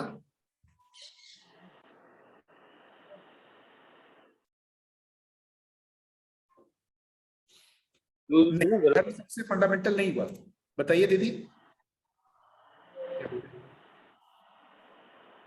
धर्म का जो परिभाषा लिखे हैं, धर्म का धारणा, जिससे को अलग नहीं किया जा सकता, तो मानव का धर्म बताया सुख, इससे मानव को अलग नहीं किया जा सकता। है या नहीं? या सही है रवि भैया कि ये क्योंकि इसी से ही जो समानता की बात होता है कि एक सभी मानवों के साथ बात हो सकता है, तो ये समानता यहीं से शुरू होता है कि सभी मानव सुख की चाहत से ही रहता है सभी के अंदर। जी, विश्वास मूल्य, जो 9 मूल्य में बोल रहे हैं ना, विश्वास, सम्मान, स्नेह, ममता, वात्सल्य, ये विश्वास मूल्य होने के लिए मुझे लगता है कि ये सुख धर्मिता का अपने को पता चलना बहुत जरूरी है। तो जो अपन ये जो कहते हैं ना कि मानव का व्यवहार अनिश्चित है, वो अनिश्चित जैसा आपको दिखेगा ही नहीं, क्योंकि आप उसके फंडामेंटल में सुख धर्मिता को देख रहे हैं। वो जो भी करेगा, नैतिक अनैतिक, उसके फंडामेंटल में आपको वो सुख धर्मिता दिखेगी। तो आपको जो एक कहे ना कि जो विश्वास जो बोल रहे हैं ना, वो विश्वास मूल्य मानव के प्रति नहीं डगमगा है। विश्वास कहाँ डगमगाता है? जब आपको ये हो जाता है कि नहीं, ये बेसिकली सुख धर्मी नहीं है। हम वो चीज को भूल जाते हैं कि जो भी गलत सही वो कर रहा है, वो बेसिकली उसकी सुख धर्मिता के आधार पर ही कर रहा है। तो एक प्राकृतिक विधि से उसका सुख धर्मी होना हुआ। सुख धर्मी होने के बाद उसके वर्तमान में जागृति क्रम में एक स्थिति है वो उसका स्वभाव हुआ। उस जागृति क्रम में जो स्थिति है वो उसका स्वभाव हुआ। ग्रीन कलर की, क्या ऐसा कहना ठीक है? जागृति क्रम में उसका जो अभी एक वर्तमान स्थिति है वो उसका स्वभाव है। यदि वो मानव चेतना में है तो उसका स्वभाव आपको दिखेगा, धीरता, वीरता, उदारता दिखेगा। और यदि वो मानव चेतना में नहीं है तो दीनता, हीनता, क्रूरता दिखेगा उसका स्वभाव। आप हम जितने भी लोग हैं ना, मैं इस चीज को बहुत अच्छे से देखा हूं कि जितने भी लोग हैं हम सभी के परस्परता में मैं देखता हूं तो फाइनली जो है हम सभी जागृति क्रम में होने कर और मानव चेतना में संक्रमित नहीं हुए हैं तो कहीं ना कहीं दीनता, हीनता, क्रूरता, कोई भाग ज्यादा कोई भाग कम, इसके कॉम्बिनेशन में ही दिखता है। तो मनुष्य से घृणा करना तभी बनेगा जब उसके सिर्फ आप स्वभाव को देख रहे हैं। धर्म की जगह पर देखेंगे तो मनुष्य से घृणा करना बनेगा ही नहीं। मैंने तो ऐसा जितनी बार भी मेरे को महसूस हुआ है कि धर्म की जगह मानव को देखने पे आप उससे घृणा नहीं कर पाएंगे, प्रेम ही होता है, क्योंकि आपको और उसमें और आप में कोई डिफरेंस दिखता ही नहीं है। सिर्फ उसकी क्रिया अलग दिखती है, पाने की क्रिया अलग दिखती है। फंडामेंटली आप और वो दोनों एक जैसे लगते हैं। धर्म की जगह पर, स्वभाव की जगह पर अलग दिख सकता है, गुण की जगह पे तो भिन्नताएं और भी डिफरेंट है। कैसा?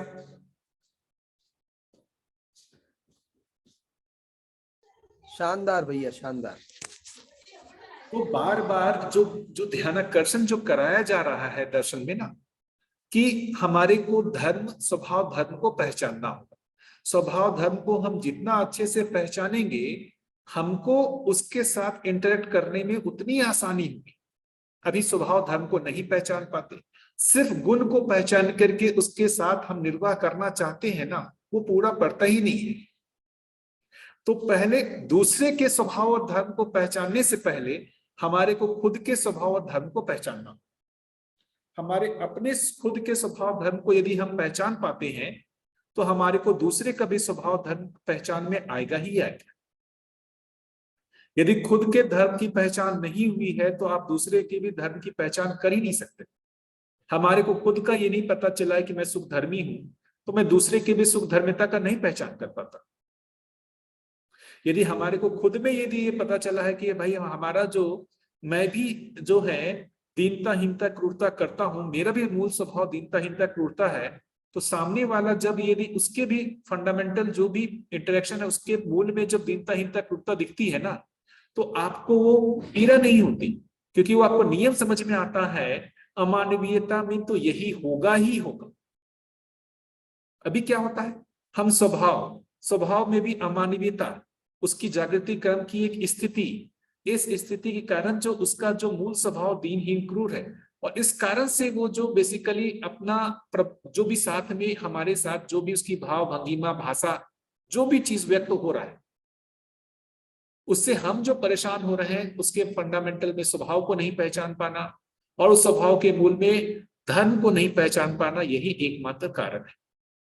मैंने देखा, जैसे मैं भी बात कहूं कि जैसे मुझे दूसरे लोगों से घृणा होती है तो मुझे लगा कि जब मैं बाबा जी के पास रह रहा था उनको भी मेरे से घृणा होनी चाहिए, क्योंकि उनके रेफरेंस में तो मैं बहुत ही नीचे हूं, उनके रेफरेंस में तो मैं बहुत नीचे हूं। जिस व्यक्ति को मैं अपने रेफरेंस में कम मान रहा हूं और उससे मुझे एक घृणा का भाव आ रहा है, तो इसी चीज को मैं यदि बाबा जी के रेफरेंस में देखूं तो उनके रेफरेंस में तो मैं बहुत ही कम हूं, लेकिन कभी भी उन्होंने मुझसे घृणा नहीं किया। मुझे बार बार उनके साथ व्यवहार में लगा कि वो फंडामेंटली वो मेरे इस चीज को ध्यान में रखते थे मेरे साथ व्यवहार करने में कि मुझ में अच्छे की कामना है, लेकिन चूंकि मैं अभी अमानवीय मतलब जो भी है मानव चेतना में नहीं पहुंचा हूं, तो इस कारण से मेरे जो भी स्वभाव में है वो दीनता, हीनता, क्रूरता दिखेगा ही दिखेगा।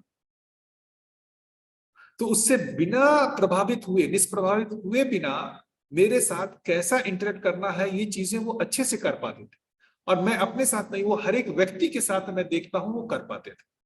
मैं अपनी बात बताता हूं कि मैं तो काफी दीनता के साथ प्रकट हुआ ही था, उनके साथ प्रस्तुत होता था, कि मेज में ये अपेक्षा थी कि भाई मतलब उनकी सेवा करके या कुछ भी करके मुझे ज्ञान मिल जाए। तो एक तरीके से वो मेरी दीनता ही थी, मैं अपने दुख को उनसे दूर करवाना चाहता था।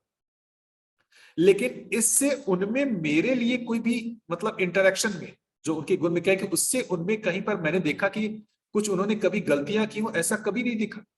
क्योंकि वो जो भी चीज है उसके फंडामेंटल में मैं दुख से मुक्ति चाहता हूं, इसका मतलब मैं सुखी होना चाहता हूं, उस सुख धर्मिता को वो पहचानते थे।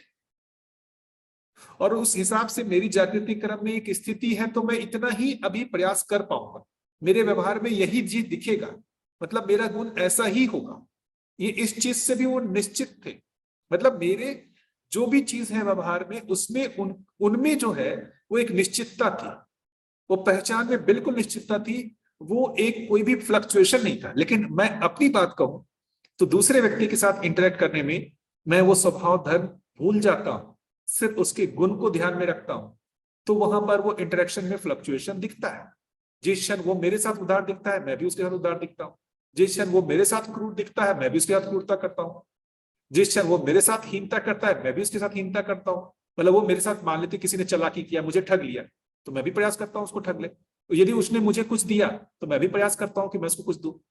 तो कुल मिलाकर के अपने स्वभाव और धर्म का पता नहीं है, सिर्फ गुण मतलब इंटरेक्शन के आधार पर जो है हम एक्शन के आधार पर रिएक्शन कर रहे हैं, सिर्फ गुण की जगह पर भी हम पहचान पाते। बताइए, ये एक महत्वपूर्ण मुद्दा है, रूप गुण स्वभाव धर्म जो है एक महत्वपूर्ण मुद्दा है, और खासकर मानव के रेफरेंस में ये मुझे बहुत महत्वपूर्ण लगता है कि स्वभाव और धर्म की पहचान होनी आवश्यक है यदि हम उसके साथ अच्छी तरीके से जीना चाहते हैं तो इंटरेक्शन में।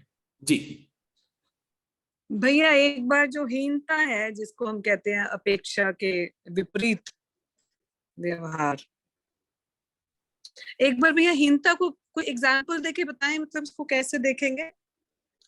जैसे मान लीजिए है ना, मैं आपके पास आया, ठीक है, और मैंने अच्छे अच्छे ज्ञान की बात की और आपकी अपेक्षा होगी कि ये अच्छा आदमी है, और उसके मूल में मेरे में ये था कि मैं आपसे कुछ पैसे निकलवाना चाहता हूं। तो आपके साथ अच्छी अच्छी बात की और आपके जो है ना उस अच्छी बात के माध्यम से मैंने आपकी कुछ पैसे जो है निकाल लिए, अपने पास ले लिया मैं। तो मैं बेसिकली कर क्या रहा हूं, आपकी अपेक्षा अलग बनाई और व्यवहार उसके विपरीत किया कि नहीं किया? मैंने छल किया कि नहीं किया? आपको पता नहीं चलेगी, मैंने व्यक्त अलग तरीके से हुआ, तो आपका मैंने जो एक तरीके से मैंने अपना एक अलग स्वरूप दिखाया और आपकी आश्वस्ति मेरे उस स्वरूप के प्रति हुई, लेकिन मैंने व्यवहार उसके विपरीत किया।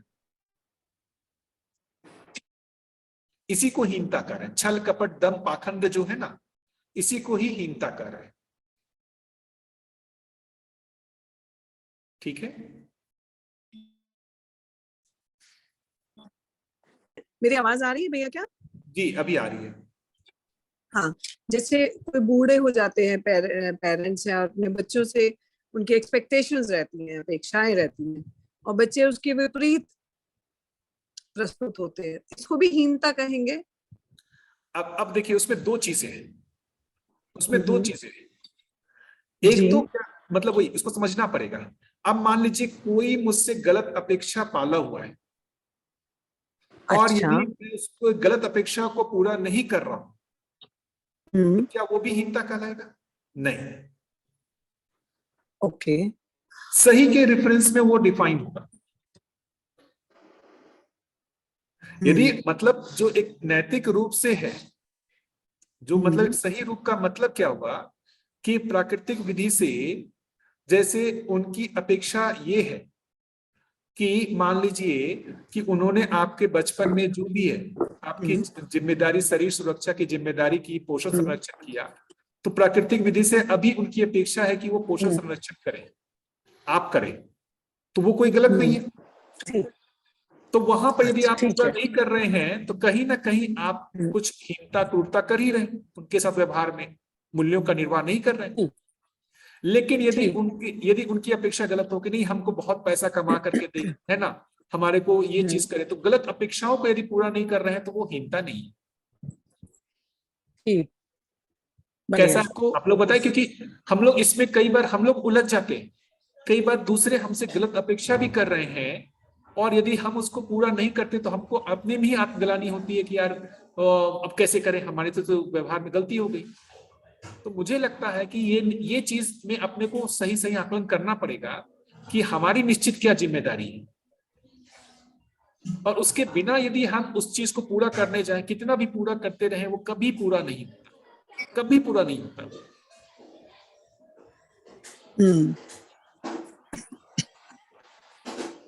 तो भैया बढ़िया ये भैया। तो बात थोड़ा ये बढ़िया बात लगी मेरे को। इसमें ऐसा आपकी बताइए कि आवाज थोड़ी कम आ रही है, थोड़ा सा जी जी ठीक से जी बोलेंगे भैया। इसमें ऐसा बताइए, जैसे अभी आपने बोला, तो एक तो अपेक्षा का निर्धारण संबंध में वो बहुत आवश्यक है। दूसरा भैया, जैसे अभी आपने बोला कि गलत इच्छा या गलत अपेक्षा को पूरा करने के लिए नहीं जाते, तो भैया संबंध पे उसका प्रभाव पड़ता है फिर? देखिए भैया, पहले अपेक्षा का तो पहले ही पहचानना पड़ेगा। अपेक्षा में दो चीज है, एक सबसे बड़ी मानव के साथ जो है अपेक्षा मूल्यों की है, जो विश्वास, सम्मान, स्नेह, ममता, वात्सल्य, कृतज्ञता, गौरव, श्रद्धा, प्रेम कह रहे हैं ना, तो मूल्यों का जो अपेक्षा है ये मनुष्य को पता ही नहीं है। उस मूल्यों की पहचान हो पाना, उसका निर्वाह हो पाना, वो बहुत जरूरी है। अभी हम मूल्य का पता चलता नहीं है। हम क्या करते हैं, हम किसी दूसरे माध्यम से, भौतिक चीजों के माध्यम से उस अपेक्षाओं को पूरा करने की कोशिश करते हैं। अभी परस्पर व्यवहार में सबसे बड़ी समस्या क्या है कि मूल्यों की अपेक्षा का पता नहीं है। अभी अपेक्षा क्या है, भौतिक जो संसार है उसकी अपेक्षाएं ज्यादा है। जैसे माँ बाप ने बच्चे को पढ़ा किया, तो माँ बाप की क्या अपेक्षा है कि वो रिटर्न में उनको भौतिक चीजें उपलब्ध कराएगा, भौतिक सुख सुविधाएं उपलब्ध कराएगा।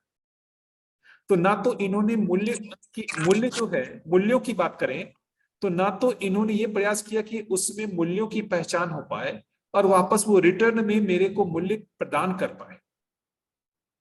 अभी ऐसा है क्या?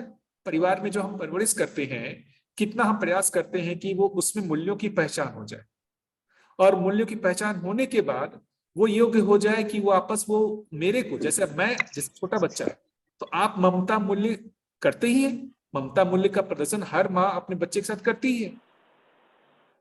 है ना।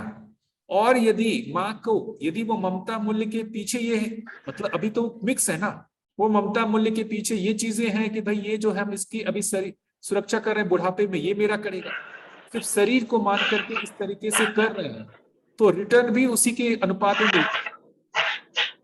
अभी बहुत सारी जगहों पर तकलीफ ये देखेंगे कि माँ बाप बहुत मेहनत करके बच्चों को पढ़ाते हैं और बाद में उनको ये तकलीफ हो जाती है कि ये हमको छोड़ के चला गया, क्योंकि वो बच्चा भी ऑब्जर्व कर पाता है कि माँ बाप ने जो भी उनके साथ मेहनत किया था, जो भी पढ़ा लिखा के मेहनत किया था, वो किसी न किसी भौतिक अपेक्षा के अर्थ में ही किया था, मूल्यों की अपेक्षा में नहीं किया था।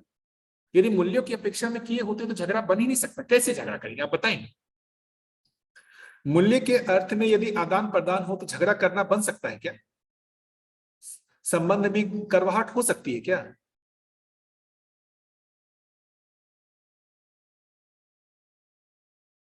मूल्य के लिए किसी, आप देखेंगे ना ऐसे बहुत सारे गरीब परिवार भी दिखते हैं जहां पर साधन की कमी है, लेकिन फिर भी वो परिवार खुशहाल दिखते हैं। किस अर्थ में दिखते हैं? मूल्यों के आधार पर ही खुशहाल दिखते हैं। तो खुशी का बहुत बड़ा स्रोत एक मूल्य है, और अभी हम उसको पूरा करना चाहते हैं भौतिक सुख सुविधा से। अभी मैक्सिमम देखेंगे तो यही ना है। अभी हम लोग सभी लोग, कई लोग माँ बाप हैं, सारा कुछ है, हम बच्चे को लेकर सबसे ज्यादा क्या चीज करते हैं कि भाई ये बहुत अच्छा पढ़ लिख करके अच्छा समाज में पैसा कमाने लायक हो जाए, यही हमारी दृष्टि ही रहती। हम कहाँ इस दृष्टि से सोच पाते हैं कि ये मूल्यों को पहचानने लगे और ये मूल्यों का निर्वाह करने लगे। कितना हमारा ध्यान इस ओर रहता है, कितना हमारा ध्यान भौतिक रूप में वो सक्षम हो जाए इस ओर रहता है। ये अपने को जांचना चाहिए। बताइए।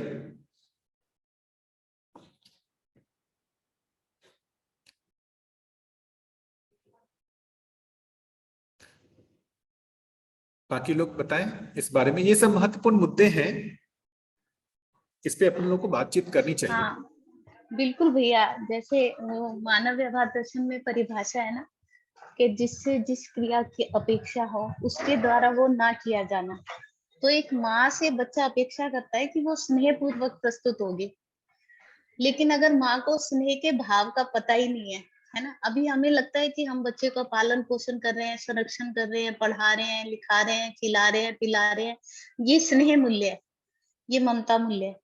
जबकि ममता हुए बच्चे के शरीर के पोषण संरक्षण को जब हम करते हैं तो उसकी पूर्ति होती है।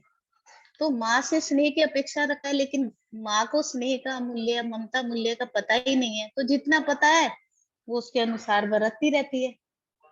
तो ऐसे ही हम मानव से इस क्रिया की अपेक्षा है कि वो मानवीय मूल्यों के साथ प्रस्तुत हो, लेकिन वो उसके साथ प्रस्तुत नहीं होता, यही अमानवीयता है। बिल्कुल, तो यही बड़ी बात है ना। बड़ी बड़ी अच्छी सी परिभाषा लगती है मुझे ये व्यवहार दर्शन की, कि जिससे जिस क्रिया की अपेक्षा हो और उसके द्वारा उसका ना किया जाना ही विश्वासघात है, हीनता है। बिल्कुल, तो वो जिससे जिस क्रिया की अपेक्षा हो उसके मूल में ये पहचानना होगा, ये मानव मूल्यों को पहचानना होगा। अभी तो सारे संबंध क्या है भाई, अभी देखता हूँ बहुत सारी जगह कि कोई है और उसको पैसे की जरूरत पड़ी, वो मुझसे मांगा, मैंने दिया, तो फिर उसका व्यवहार अच्छा है, नहीं दिया तो खराब हो गया। ऐसी सारी चीजों को हम लोग झेलते ही हैं। तो सारा अभी जो देखेंगे, जो मूल्यों की पहचान है, मूल्य भी जो है वो बेसिकली जाकर के भौतिक चीजों पे ही डिपेंडेंट है। मतलब विश्वास कब है, जब ये भौतिक चीजों का आदान प्रदान हुआ तभी विश्वास है। भौतिक चीजों का आदान प्रदान नहीं हुआ तो विश्वास मूल्य है ही नहीं, है कि नहीं है? अभी हम सभी लोग इस चीज से परेशान हैं कि नहीं है? कैसा लगता है? सही सही बात है भैया, बिल्कुल। जबकि मैंने बाबा जी में देखा, ऐसा बिल्कुल नहीं देखा। उनकी जितने व्यक्तियों के साथ भी जो पहचान मैंने देखी, वो सीधा मूल्यों के आधार पर मैंने देखा। मुझे आश्चर्य होता था, कोई भौतिक अपेक्षा किसी से कभी नहीं, सिर्फ मूल्यों की अपेक्षा। अब उसमें भी मूल्य की अपेक्षा में अपनी तरफ से मूल्यों को प्रदान करना वो पहला प्राथमिक। वो तृप्त हो रहे हैं, अपनी तरफ से मूल्य का निर्वाह करके वो तृप्त हो रहे हैं। सामने वाला यदि उसको निर्वाह किया तो उनको भी तृप्ति हुई, नहीं किया तो उससे कोई उनको अतृप्ति नहीं हुई। इतने से वो संतुष्ट है कि हमने तो मूल्यों का निर्वाह किया। तो एक मुझे एक संभावना दिखी कि इसी संसार में जहां पर इतनी सारी समस्याएं अपने को दिखती हैं, ये संभावना है कि एक आदमी बिना गिला शिकवा के जी सकता है। वो मैं बाबा जी को देख करके ही मेरे में ये कंक्लूजन बना, वरना मुझे लगता था कि नहीं जिया जा सकता है। जो अभी वर्तमान की स्थिति है आज के दिन भी, मतलब मैं कई बार ऐसा झुंझला करके या ऐसा कहूं, हो ही जाता है कि भाई व्यक्ति के साथ जीना मुश्किल है, तो बेसिकली मेरी अक्षमता का प्रदर्शन है। क्योंकि मेरे को बार बार वो एक चीज वो भी दिखती है कि इसी संसार में, इसी स्थिति में बाबा जी भी जिए और बिना किसी गिला शिकवा के, बिना किसी के शिकायत से वो जी पा रहे, क्योंकि उनमें मूल्यों की स्थिरता हो गई थी, मूल्यों की पहचान हो गई थी। हमारे में नहीं हुई है, इसलिए हमारे में वो व्यक्त भी नहीं होता। और हम क्या है, दूसरे से मूल्य की अपेक्षा में हम देने की भैया आवाज नहीं आ रही आपकी। मेरी आवाज नहीं आ रही? मेरी आवाज नहीं आ रही है क्या? मेरी आवाज आ रही है अभी?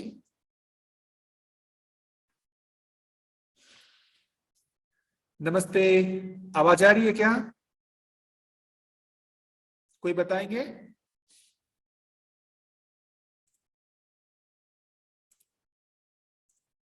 मेरी आवाज आ रही